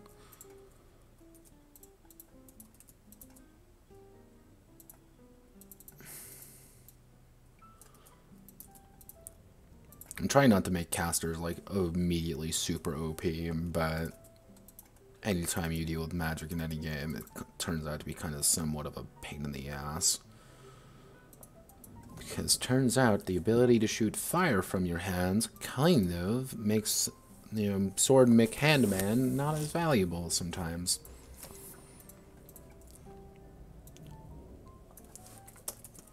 Grand Magus.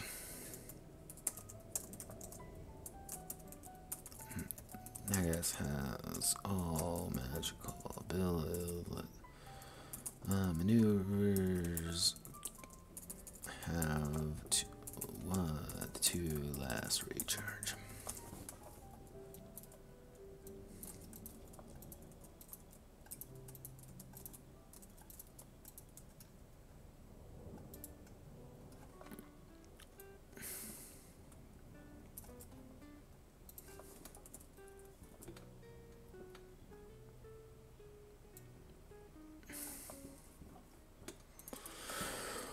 Magus. Combat Magus.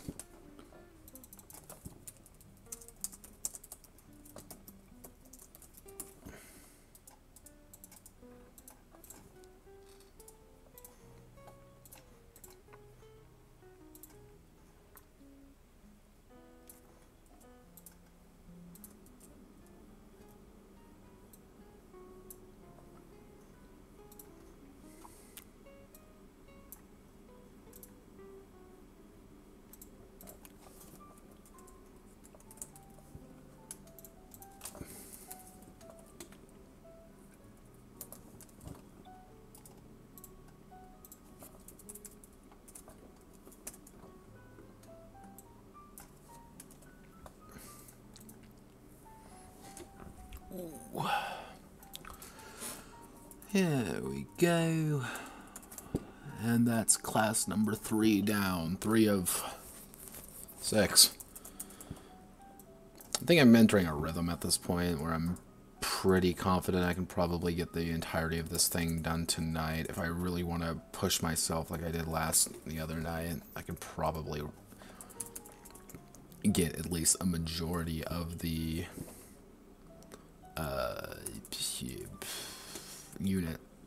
unit trees done tonight. Again, I have an idea of how I want to do them. It's mostly just going to be writing.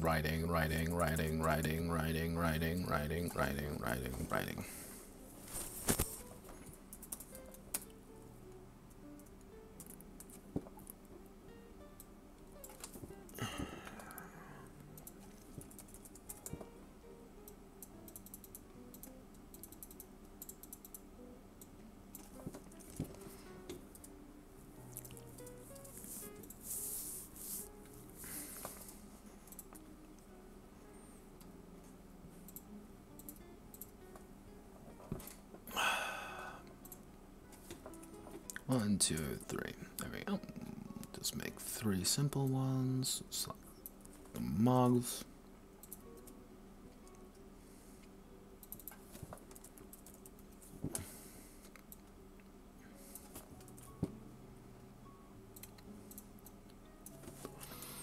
Faith through service. Faith through bloodshed.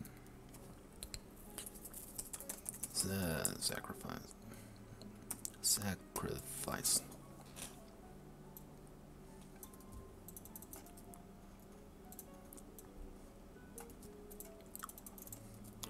See, unfortunately for me, I would want to play a bishop because I always get drawn to religious characters. I don't know why.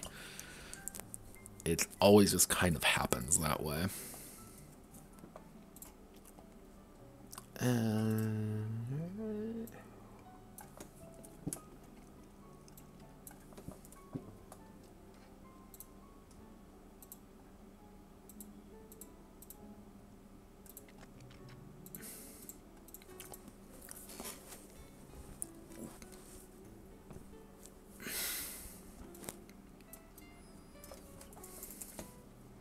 Okay, time for some pig Latin.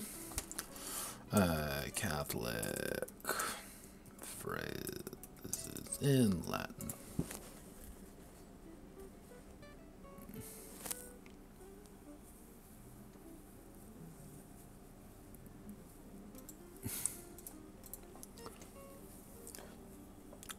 Because what is Latin in except, you know, to steal horribly from to sound more religious? Oh, you didn't, the setting doesn't even practice, even like anime Catholicism. Not too bad. No, don't worry. We just have vaguely Catholic sounding and Latin sounding names and words. So, hoc est corpus meum.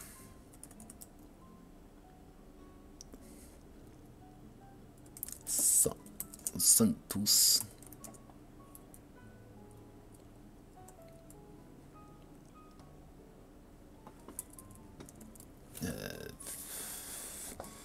Google translates Latin.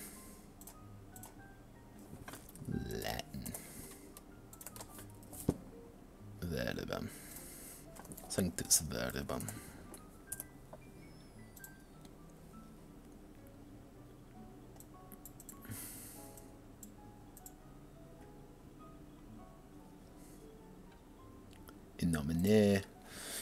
In nomine,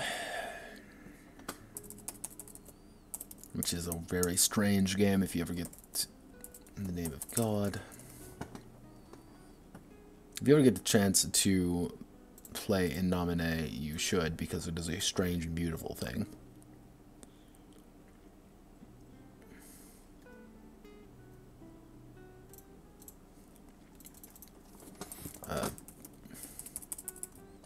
Holy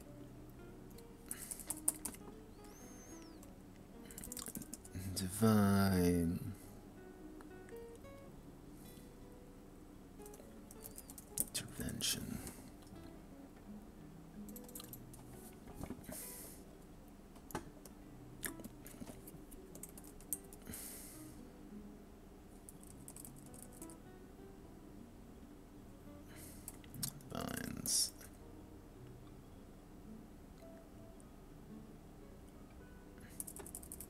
So technically divine.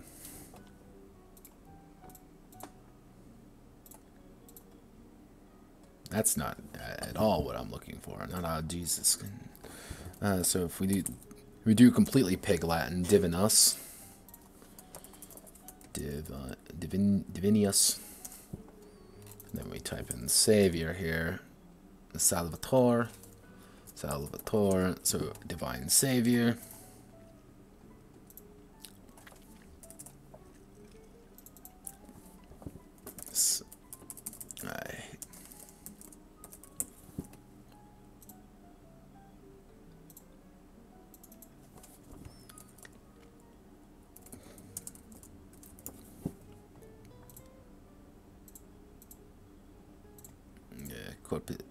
Corpus, so corpus. What's mind? Immuno. Et corpus et immuno. Corpus et immuno. Amino. Corpus et immuno. All right.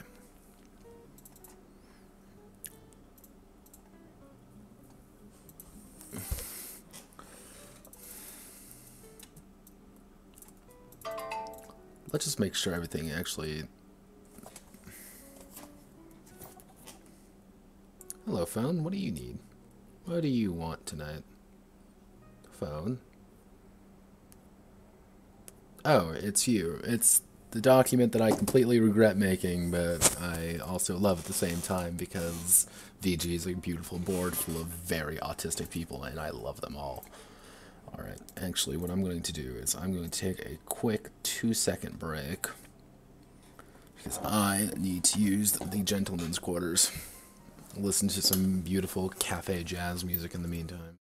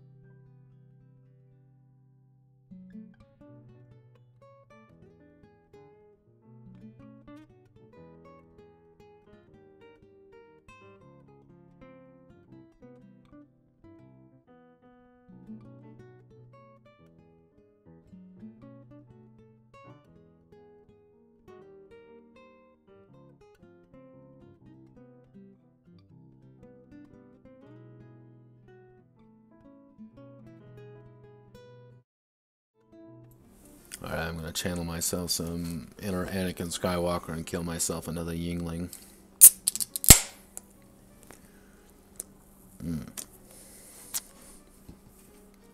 Don't even realize that they're that young.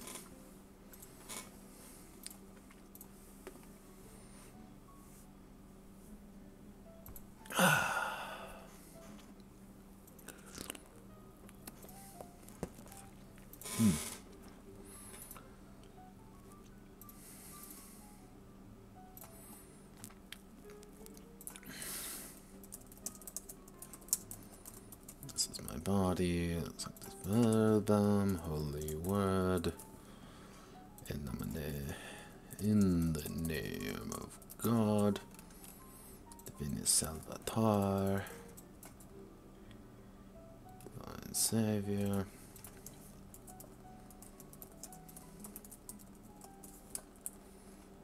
Corpus et Emino.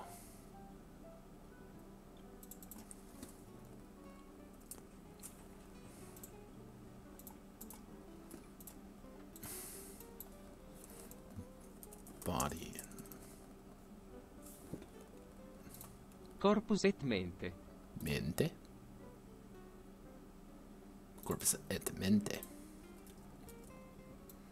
It's mente.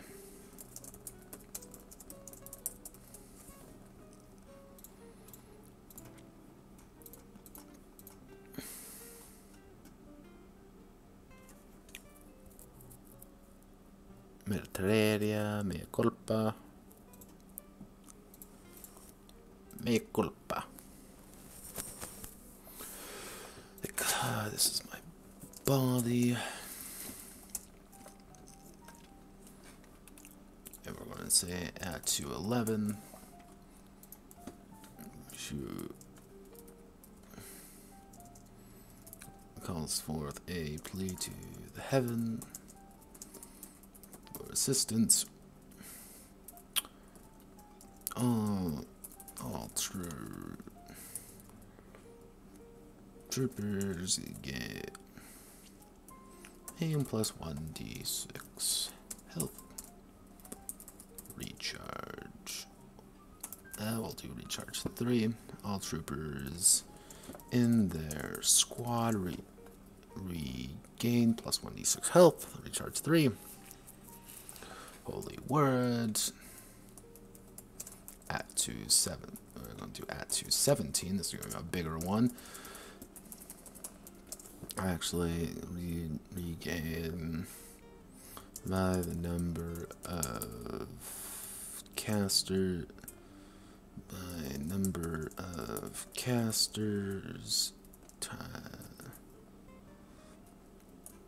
plus 3 health. So minimum, everyone's going to regain 3 health, but if you have like 5 caster, if your entire squad is comprised of casters, everyone's going to restore 5 health. 8 health, I mean. But with the downside being Sanctus Verbum, Holy Word.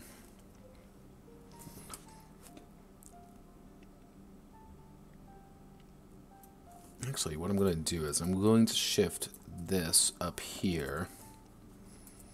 Corpus et mente up there for the body and mind, and make that a passive. The bishop squad restores 1 health every round when they are not in combat.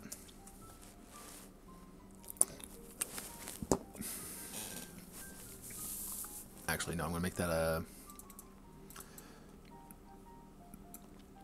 Yeah, Bishop Squad restores plus 1 health anytime they use the...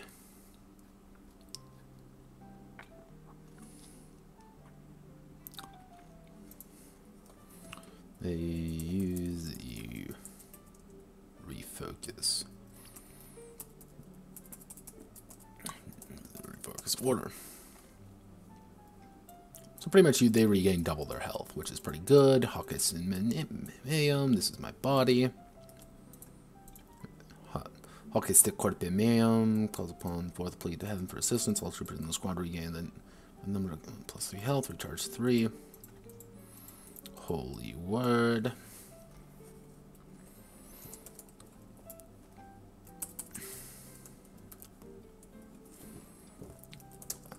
We're going to actually shift Holy Word down 1.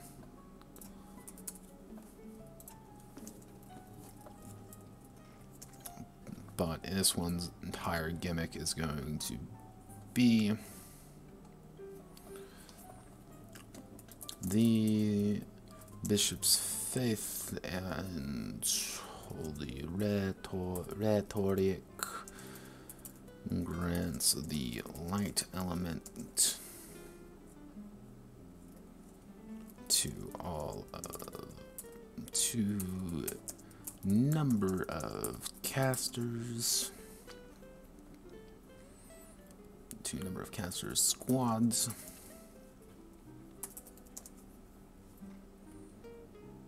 There we go.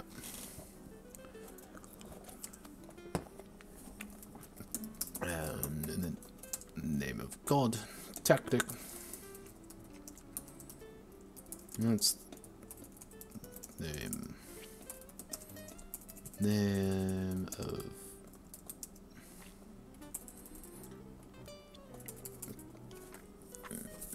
inspires their troops in the midst of battle. I call upon the true faith. Actually, this is going to be attack 11. Actually, attack 14.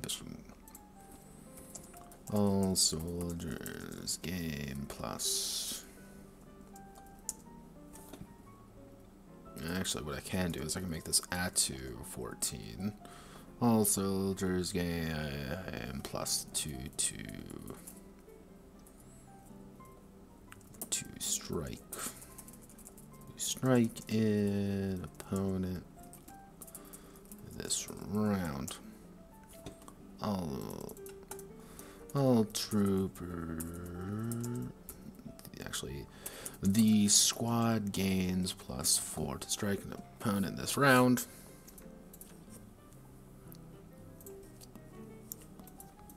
Actually, what I can do, bump this down. Faith and Holy Rhetoric grants the light element to their squad. They deal +2 damage from any source.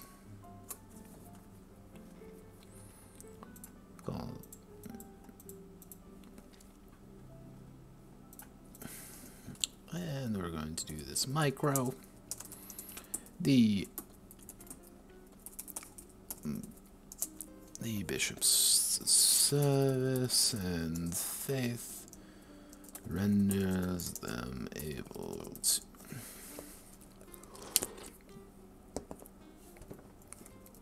to completely ignore damage. Recharge 2. Recharge 4. Recharge 3. Bum, bum, bum. Ignore damage from one source. One source this round can be used reactively. Recharge 4.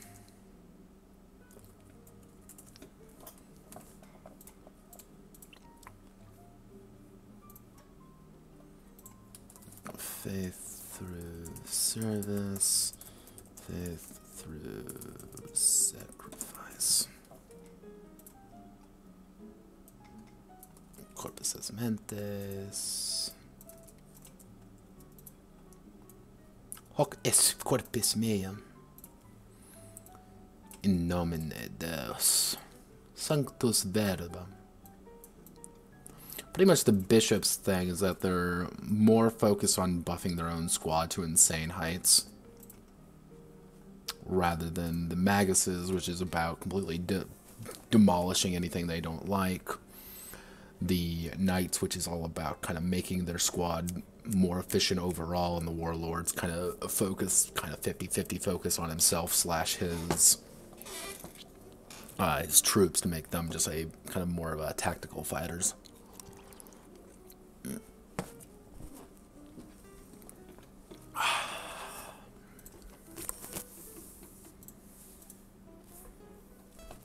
So let's keep going, shall we?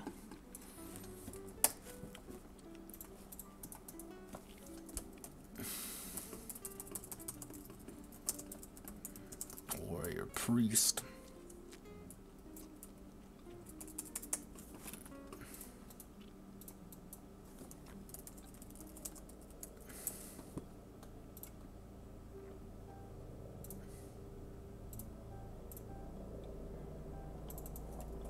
Bellator.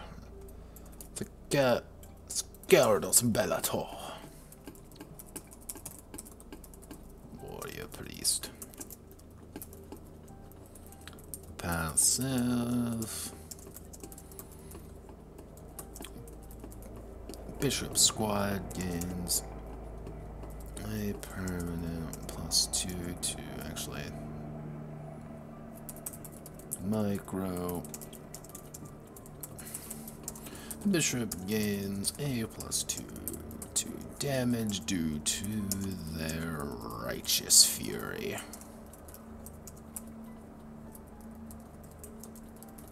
Fury against those who righteous fear, righteous fury, rage against the machine. Sacerdotes Bellator and God. Actually, we want to do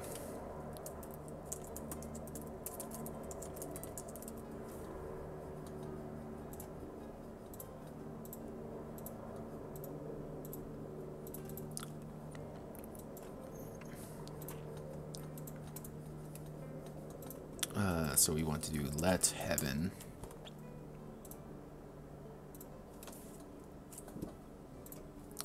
Let fiat heaven Kalion Korem sort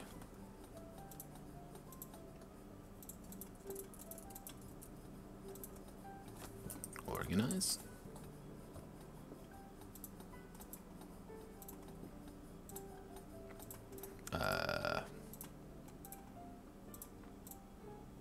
Nope, don't mean hit that. We want to order. No, fiat column order. Them out.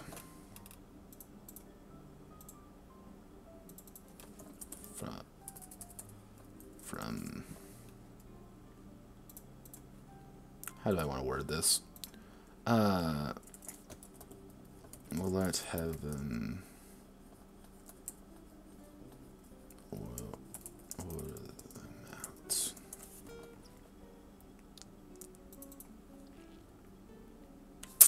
Sort.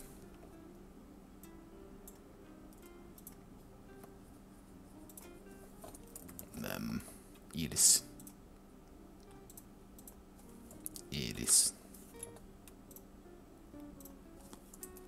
Them. I wanted the word them. It says it's illis. It's not illis. Them. Illis. Because illis is what? And then it's quid. But wait, quid pro quo is this for that. So it's quid. Quid pro quo. Actually, I can just use quid pro quo.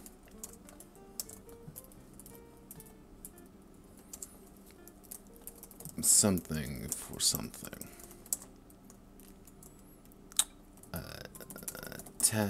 Actually, we'll do tack 11.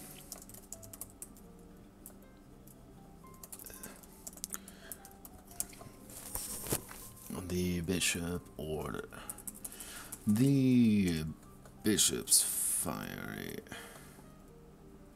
rhetoric. Rhetoric inspires his troopers. They deal damage back to the enemy equal to what they take. Take that melee round.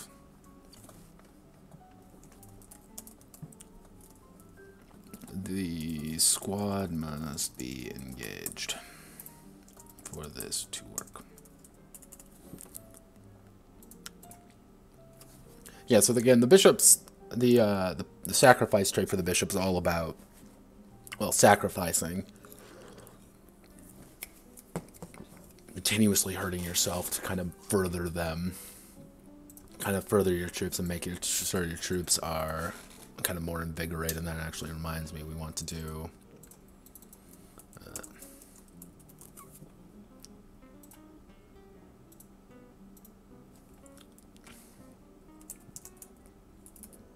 die mori in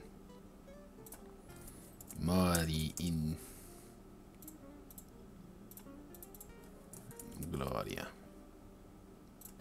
Mori in gloria. Die in glory. And this is going to be a passive effect. The bishop squad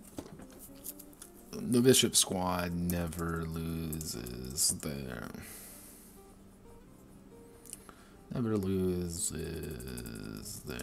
attribute unless they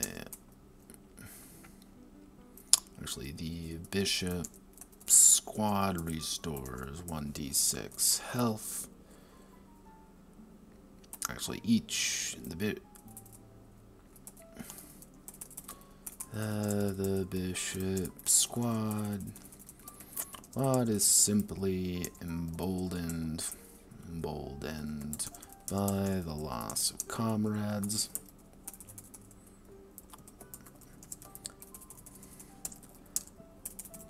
All troopers regain 1d6 health for each trooper. All remaining troopers regain 1d6 health for each trooper put into critical position, put into critical state, and an additional 1d8 for each trooper killed.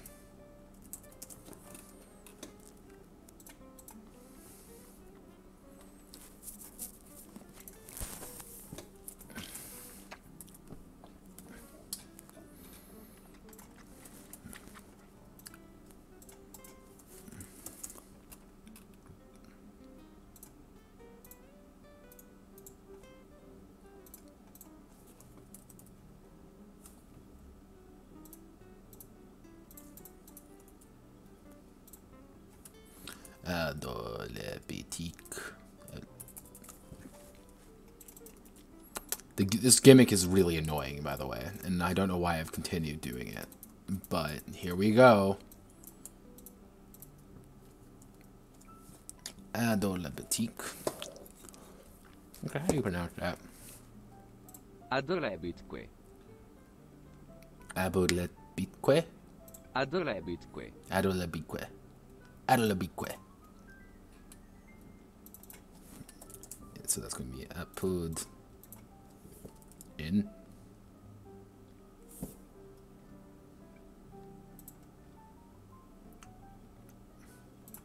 That.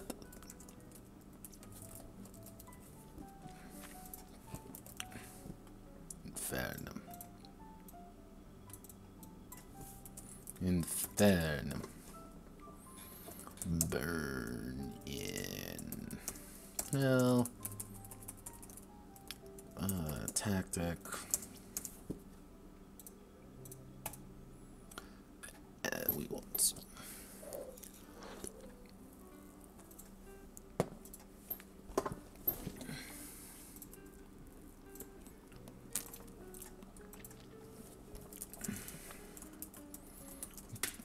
squad condemns a member of the opposing squad. All damage assigned to that squad member is doubled.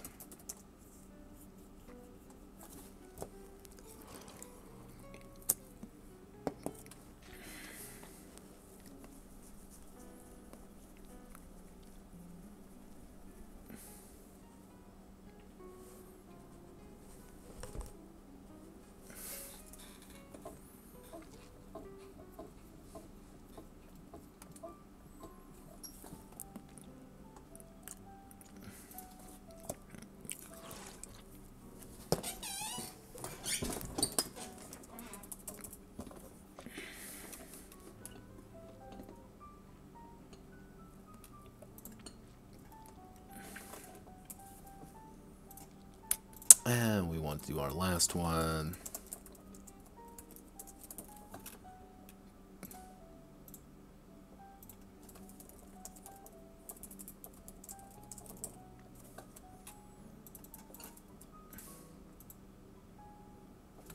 So take them.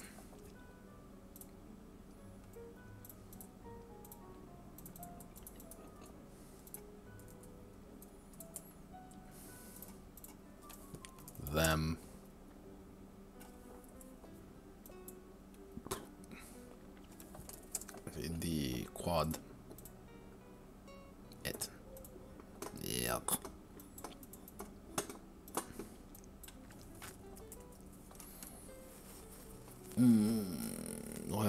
How do I want to do that? Effectively, how I want this ability to work is for every member of your squad that goes down, for everyone that goes into critical state, you pretty much bring another enemy with you. You pretty much sacrifice one for one.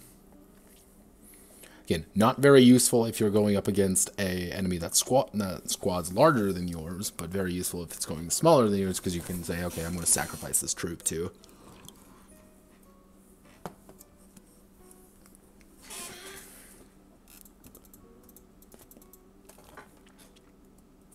Actually, Martyr. At Martis. Martyris.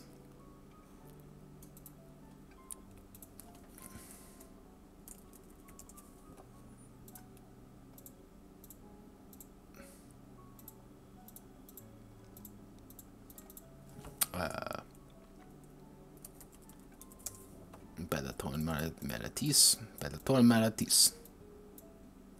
Bellator Martyris. Martis, Dimitri. Yeah, fun fact, my Latin isn't great, by the way. Me being the uneducated, glorious American that I am. Martyr. Passive.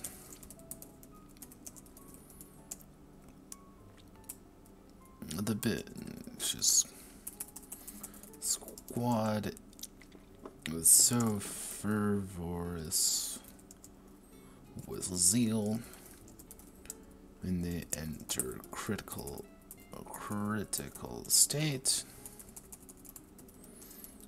they may opt to die instead, but render an enemy squad member in critical condition. Render a random enemy squad member in critical condition. So this is kind of your ultimate one, is that you're actively sacrificing troops to kill the enemy at the cost of the fact that they're dying, and dying is painful. You know, news at 11, dying sucks. Mori in Gloria. Aboltic. In Bellator Maratis. And our final one. Gods. God save.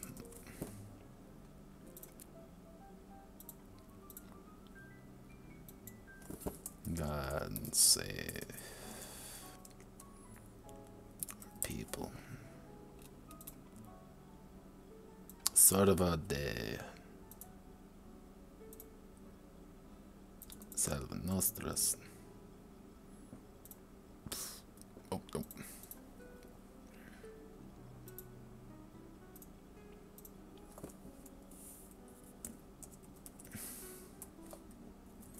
God save Osana. God save my Osana de Osana.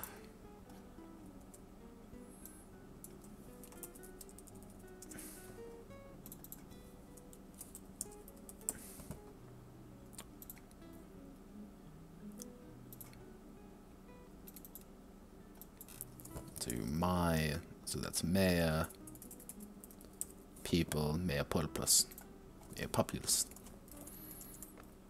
Populus. Osana mea populus. God save my people.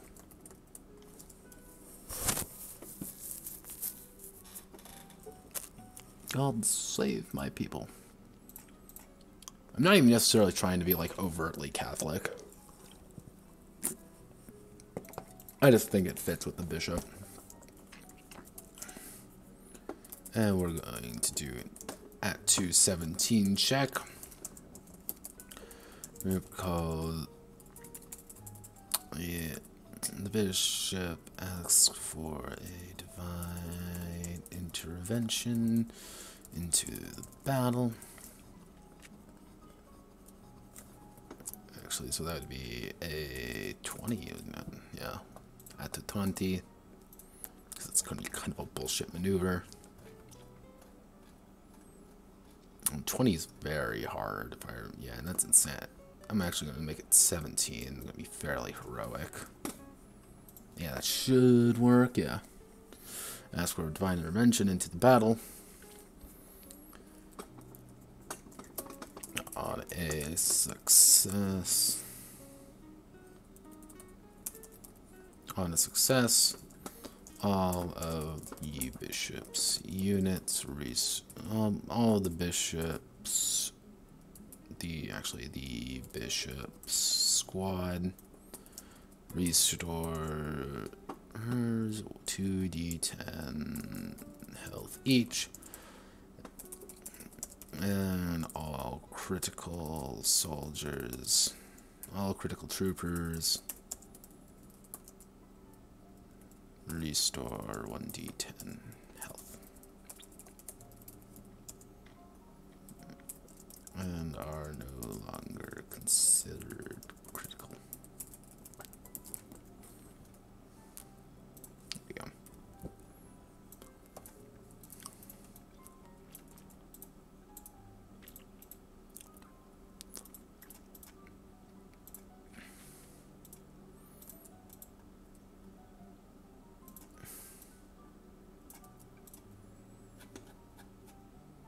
God, we're at 32 pages already.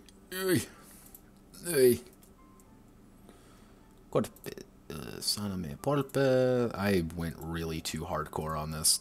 Like, I can already tell, like, wow, I went way too hardcore on the Latin. Don't worry, it's fine, right? Right. If we just ignore the fact that I went really hardcore on the Latin. Ooh. Corpus man, menete.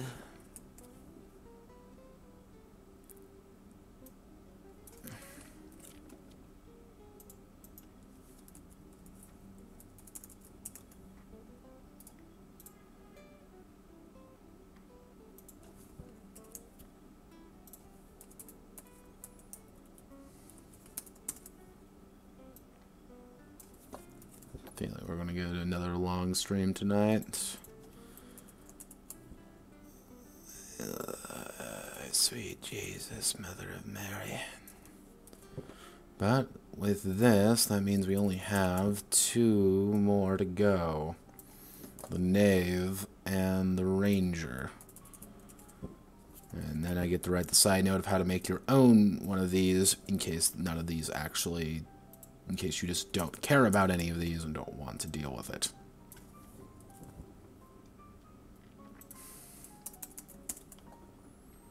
Because I believe in the radical concept of that players and the game master should make the game they want to play rather than the one that the writer wants them to play. And you may say, oh, but that's kind of a weird way of looking at things, and yeah, it is kind of a weird way of looking at things, but I feel it's what separates this kind of game from any other, is that the game master can choose to make the game he wants to make, rather than kind of being forced into like a very specific kind of game as dictated by the book itself. Why are you there? There we go.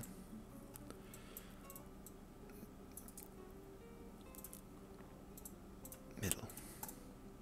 There we go. Intervention, damage, service.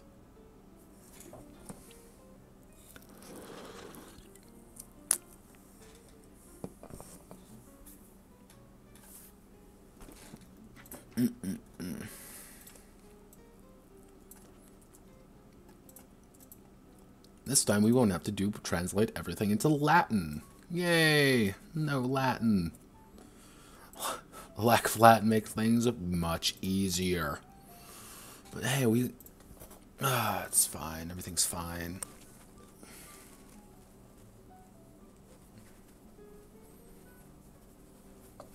And so we have the Knave now.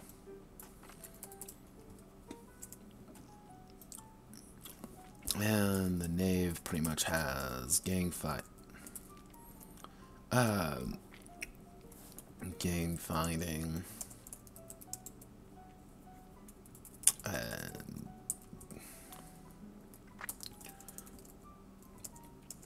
court of deviousness.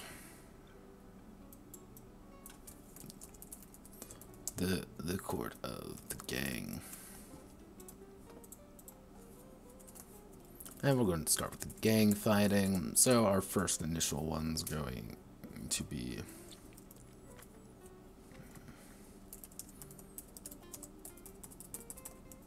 blood in, blood out. Tactic.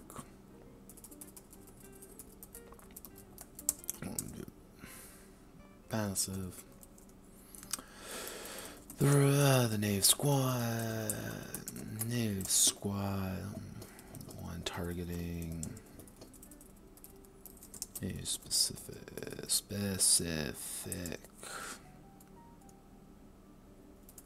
Trooper gains a +2 to damage against them.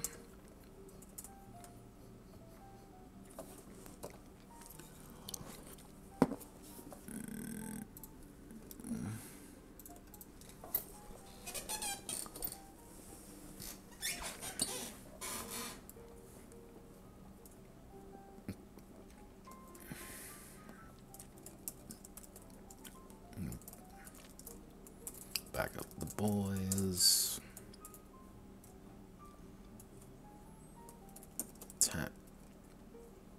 Actually, we're going to do a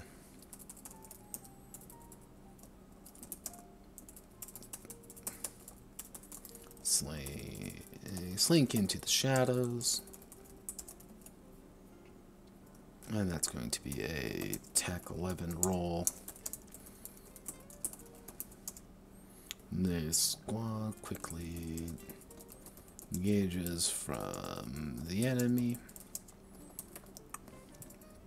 Moving 1d10 plus 1 units away from the fight, and then may move again, and then may move. I'm gonna bump that up to 14.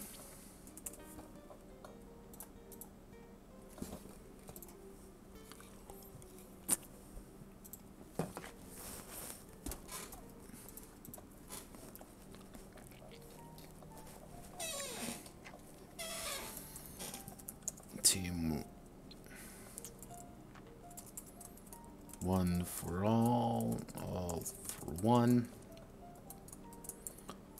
And that's going to be attack 17. And then the squad is tight. He's bound in is a tight group of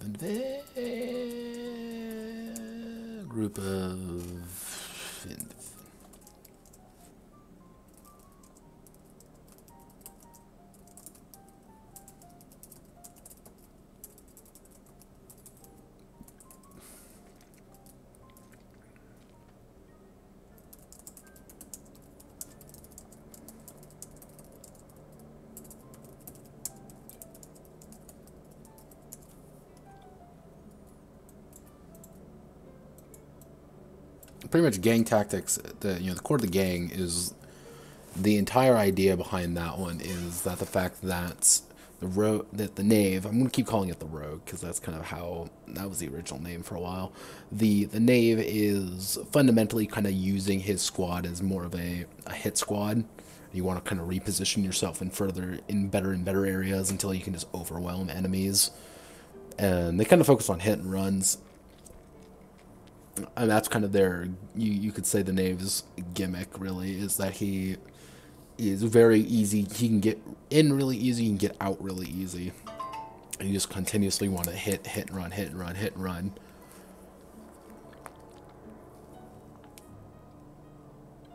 Remind me later.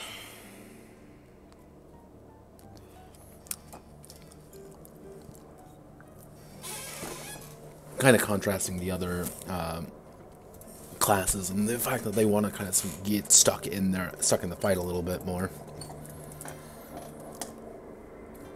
Actually, so fighting dirty.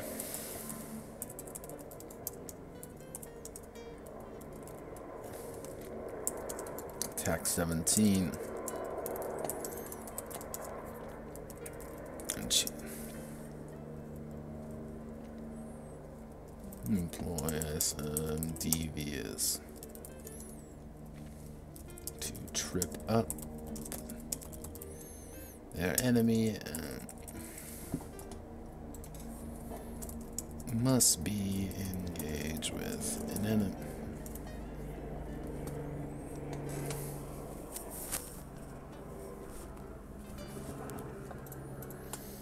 And then trip up their enemy.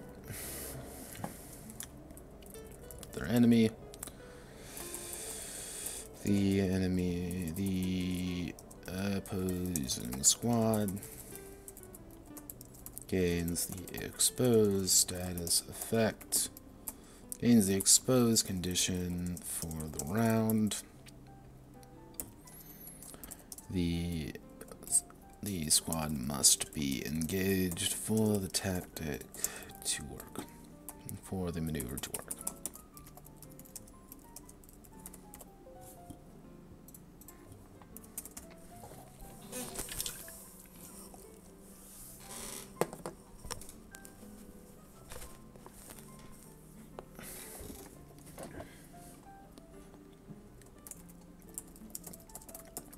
Isolate and destroy. Tactic. Knave squad gangs up on a single member of the enemy squad. The enemy squad. Actually, I'm going to make that so it's going to be attack 14. For a single member of the enemy squad for the round, the opposing squad does not have them in there.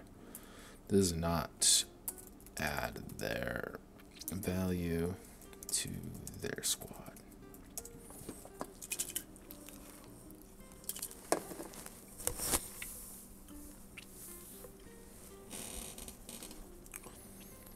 And then we get to go through the Court of Deviousness. A backstabber, micro, The knave excels at being a sneaky, devious, monstrous monstrous individual. They gain plus 1d10 damage when they strike an enemy from behind. When they strike an enemy from behind, or they are already engaged with an ally.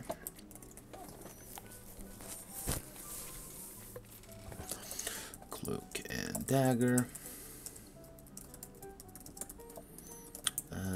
That's going to be attack 17 check. The knave squad bamboozles their foe and repositions themselves. Repositions themselves 1d10 plus 2 units away. Actually, reposition up to the knave's attack away from their current position. They may move again. They begin their turn again. But may not use tactics. But may not use maneuvers. So pretty much the idea of the deviousness is that you're fucking with the enemy and saying, oh, well, I'm over here. Well, no, I'm not. I'm over here now. And kind of repositioning your foes and making sure that they're always at a miserable state of affairs. Pre-planning.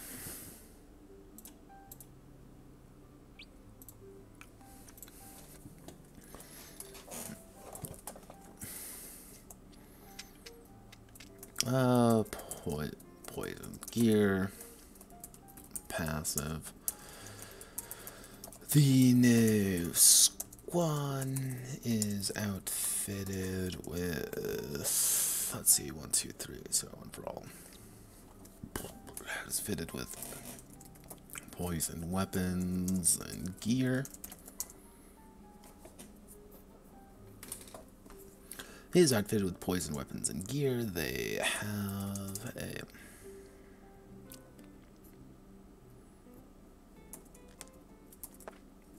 they deal an extra plus 1d6 damage to the enemy every time they succeed with an attack. Pretty much you have to sub that one out, or with one for all and all for one, being able to pretty much move anytime anyone's even remotely injured. So that's kind of that would be kind of a compromise, because you have to say, like, do I want to actually protect my guys who aren't strong, mind you? The rogues are not tough. Like, their starting units, in all their units, don't actually have that much toughness. I think the highest they get up to is like about 3, as I'm thinking. But their main benefit, you could say, is that they're doing a lot of damage right away versus being able to kind of reposition themselves a lot easier, rather than with other squads. That's kind of the knave's inherent bonus.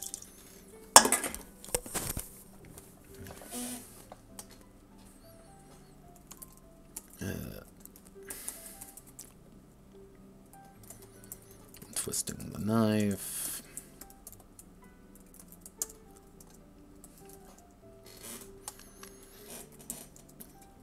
Knave gains an extra. The knave deals an extra plus 1d6 damage every time they attack with a melee weapon. And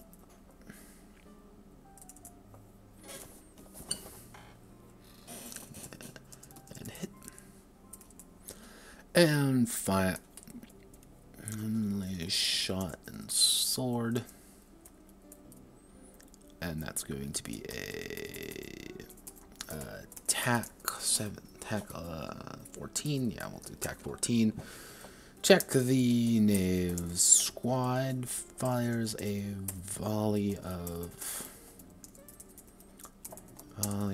their of ranged weapons before they make a melee attack. Attack must be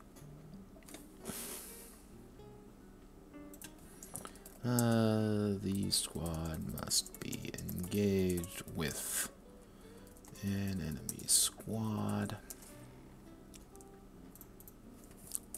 The squad must be engaged.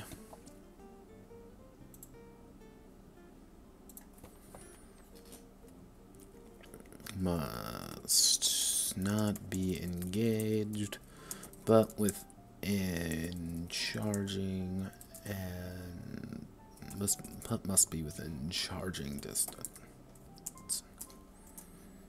Must not be engaged, but must be within 2 units.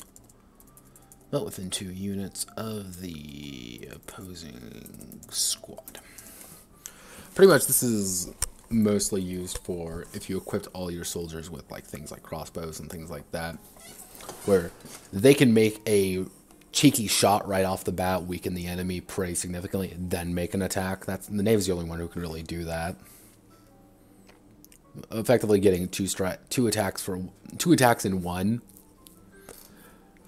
But the drawback again is rogue units are not, knave units are not strong. The knave isn't supposed to be like these really tough units, but they're supposed to do really high damage. And a lot of their abilities kind of focus around that core idea of we do a shit ton of damage, but we are not very tough. It's like, do we want to get close or do we want to hold back? And we have the option to be equipped with a bunch. We have the option to be equipped with a bunch of things, but we don't have the option to really have that much utility.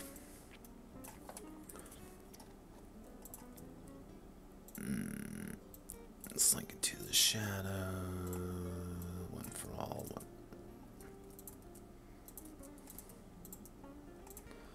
All for one and one for all. Dun, dun, dun, dun, dun, dun, dun. Isolate and destroy.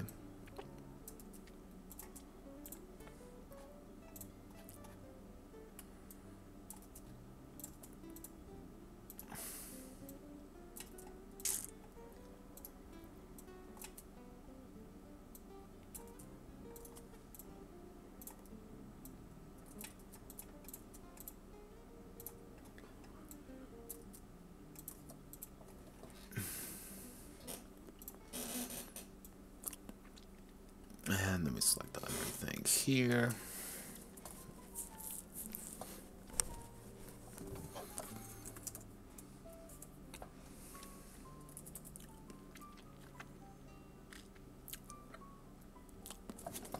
What would be a good kind of culmination of the rogue, both of the rogue skill sets?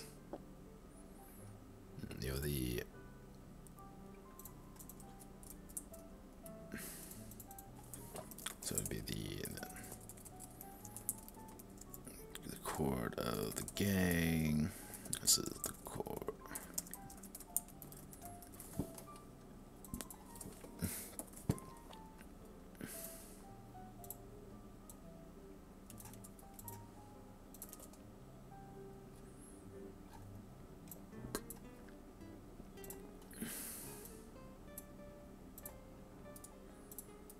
Yeah, you can tell that the fatigue's hitting me at this point. Let's see, we've been streaming for almost 3 hours now. Oh God, I don't even know who's watching at this point.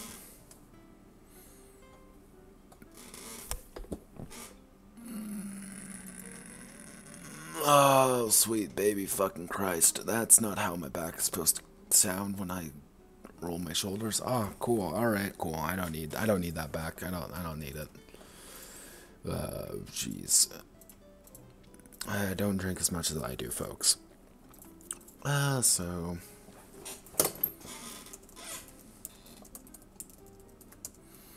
The ultimate technique. Tactic. The knave disables the opposing captain for the round. The captain is unable to.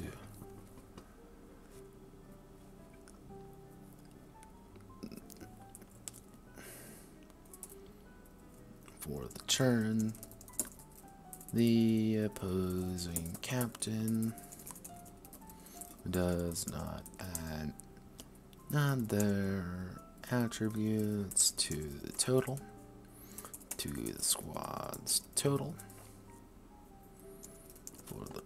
for the turn. Am I saying the ultimate technique of the knave is quite literally kicking someone in the balls? Yes. Is it kind of morbidly appropriate in its own very evil way? Yeah, totally. I'm down with it. I think the thing is, like, again, the knave's entire thing is control. You can argue.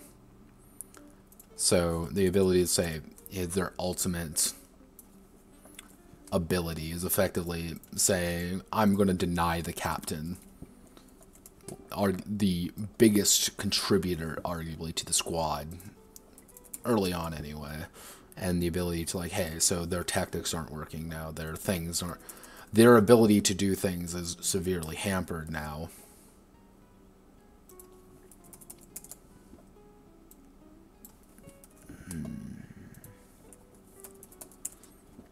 One for all for one. Let's link into the shadows.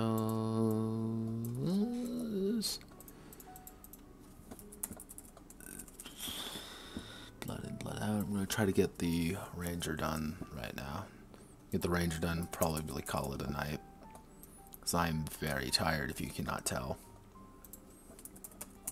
And I have drank quite a bit. I don't know why I keep drinking, because it is not good for me. But here I am. The alcoholic contraction. So we've got all of you. Table properties, center, middle. Perfect. No, that reminds me. Select all of you, hit the magic button, and select boom. Finally, the ranger.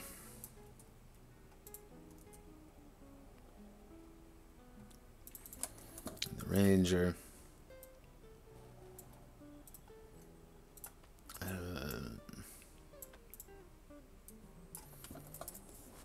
What's a good series of words for the ranger?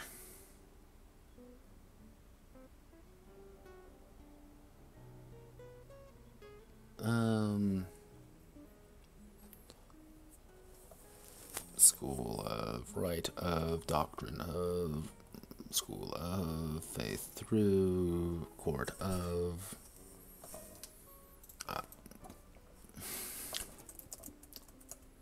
the order of the bow, the order of the woodland, the order of nature. The order of nature versus the order of the bow.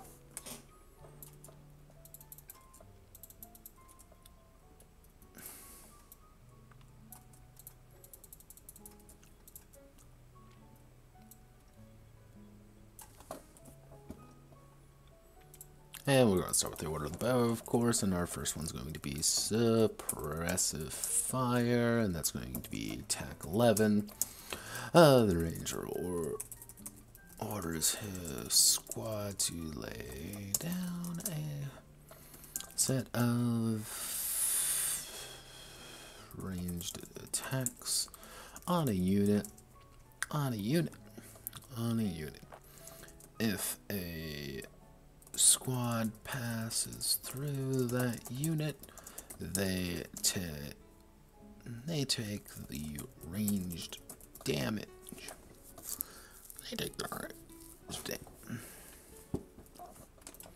Pretty much the order of the bow is going to be a lot about just how much damage you can pump out while Order of Nature is going to be a lot about maneuvering, a lot about repositioning. So, let's see, between the eyes, micro.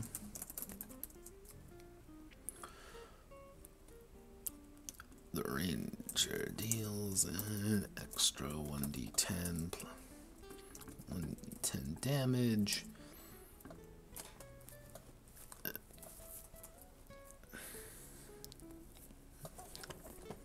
Let's think. How do I want to do this? Actually, no. Pincushion. Micro. Ranger adds a +2 to damage against an opponent they have previously shot. This stacks. They have previously shot and succeeded at striking. This effect stacks.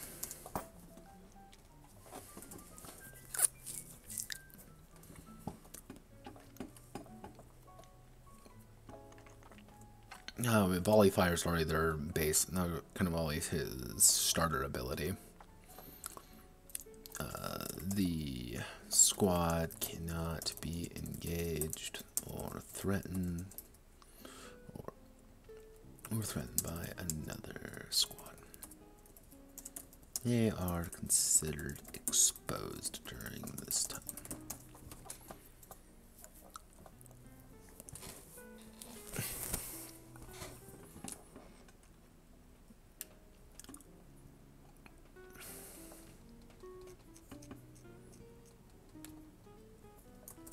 Exposing shots. Attack 14. The Ranger squad takes aim and shoots at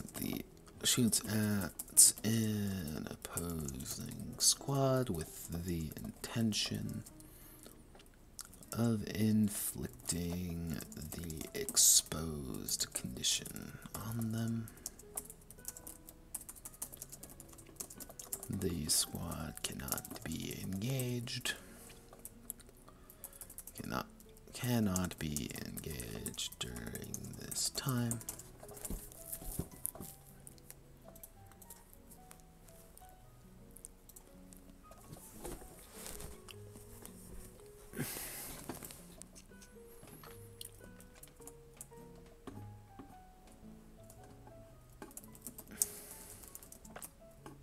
Oh God.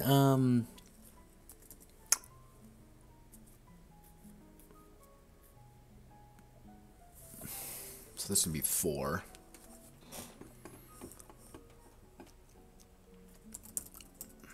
Hunters.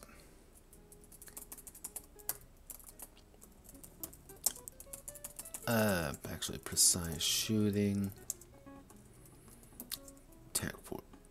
Attack 14. The Ranger squad takes aim and shoots at a specific target.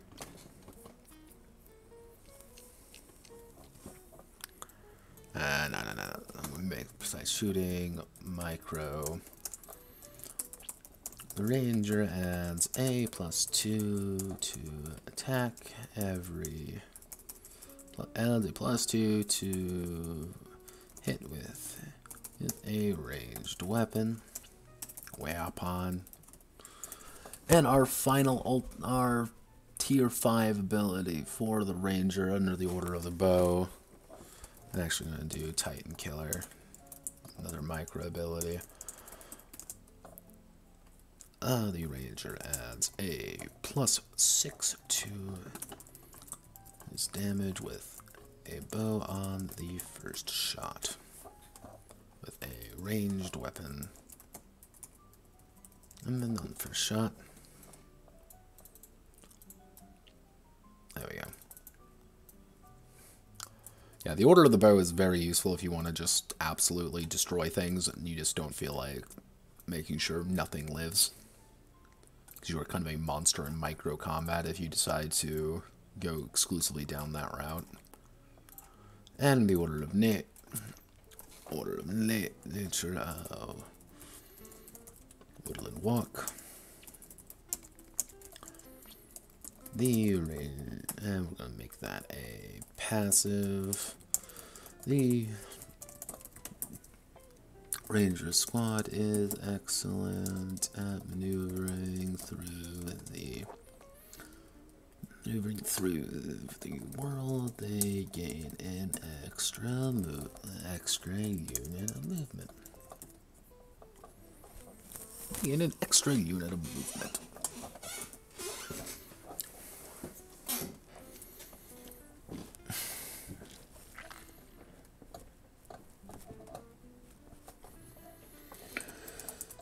Take cover, attack 11. The Rangers squad uses the natural cover of their surroundings to great effect.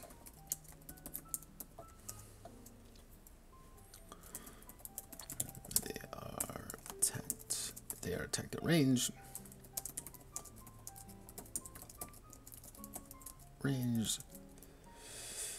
The damage is halved.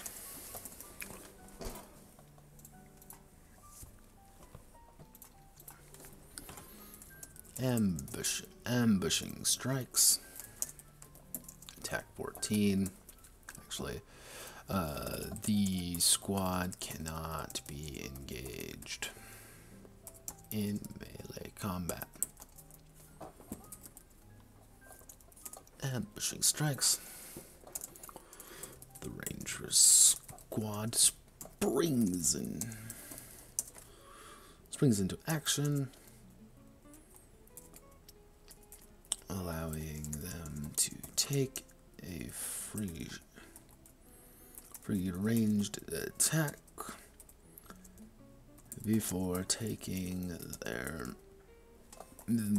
full turn. The opposing squad must be within distance of their ranged weapons. So you're pretty much trading that one out with exposing shots. So it's like, do you want your enemy to be exposed, or do you want to be able to plank your enemy to death?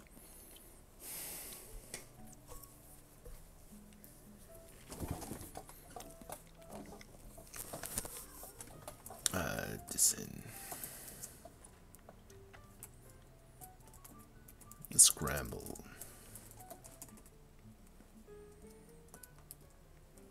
We'll do scramble. Attack check. The Rangers squad, if they are being attacked in melee, may choose to completely scatter. They reform after the end of the turn. They reform at the end of the round. Reform at the start of their next turn. Turn 1d6 plus 1 units away. Pretty much the value of scramble. Actually, I should make that attack roll. We'll make it actually attack 11. The squad must be engaged in melee combat. Actually, the only require, yeah, no. This great. The Rangers squad completely scatters.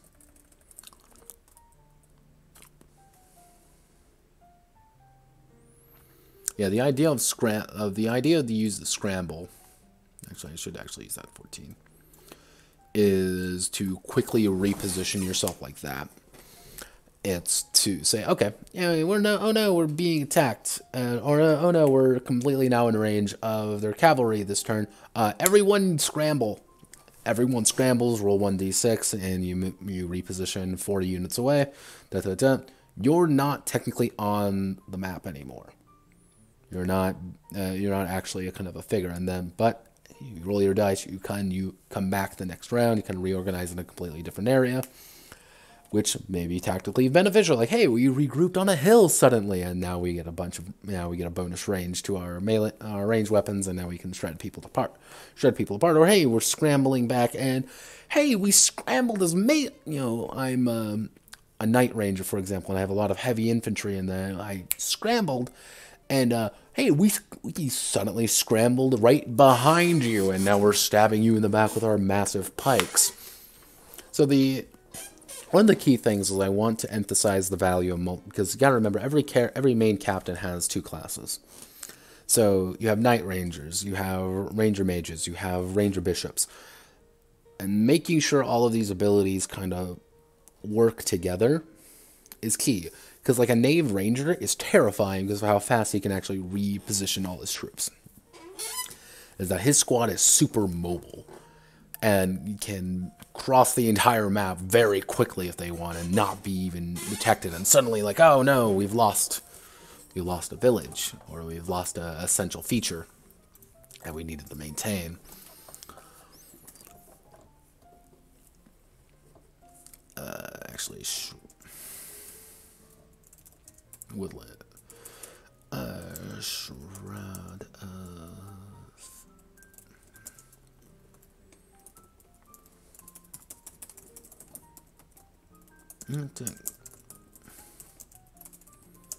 During a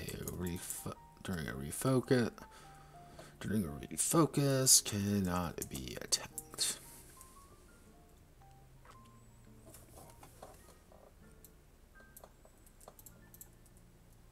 Cannot be attacked, but cannot move. Actually, no. I think that's fair. That's only maybe a little bit further down the list than it really should be, but I think it works.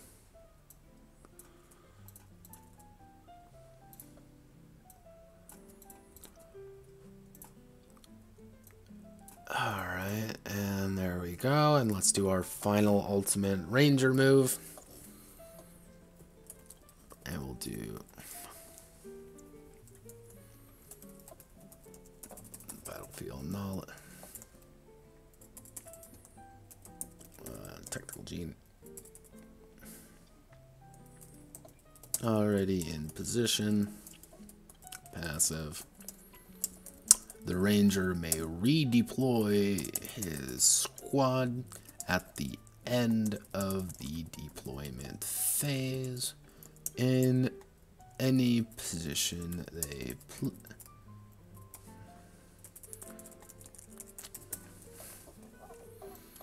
So yeah, no, the kind of the ultimate ranger move is to completely dab on a half the mechanics and just say, no, hey, we got ambushed.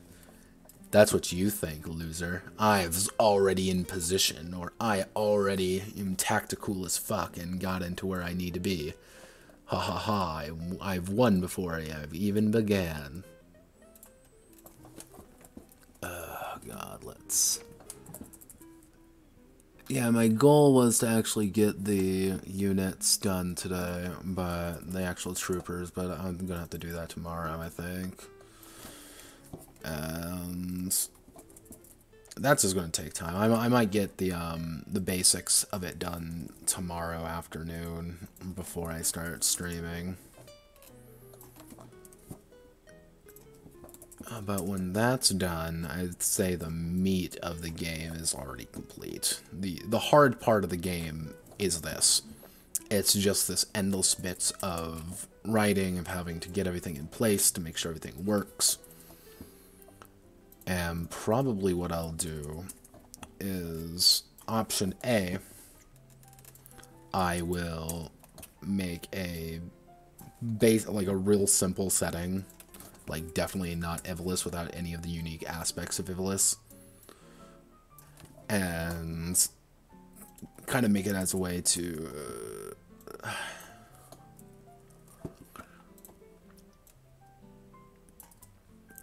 and kind of work from there. Let's just reposition everything the way it should be. Oh, I mean, hit that button. Table properties, middle. Okay. Okay, perfect. There we go. Nice, right, and proper. But alternatively, I may just decide to make another like really basic kind of setting to play around and just have fun with. I don't quite know how I want to do that yet. But thank you all for watching. If you've watched this far, I don't know why you would. This is literally just me typing things.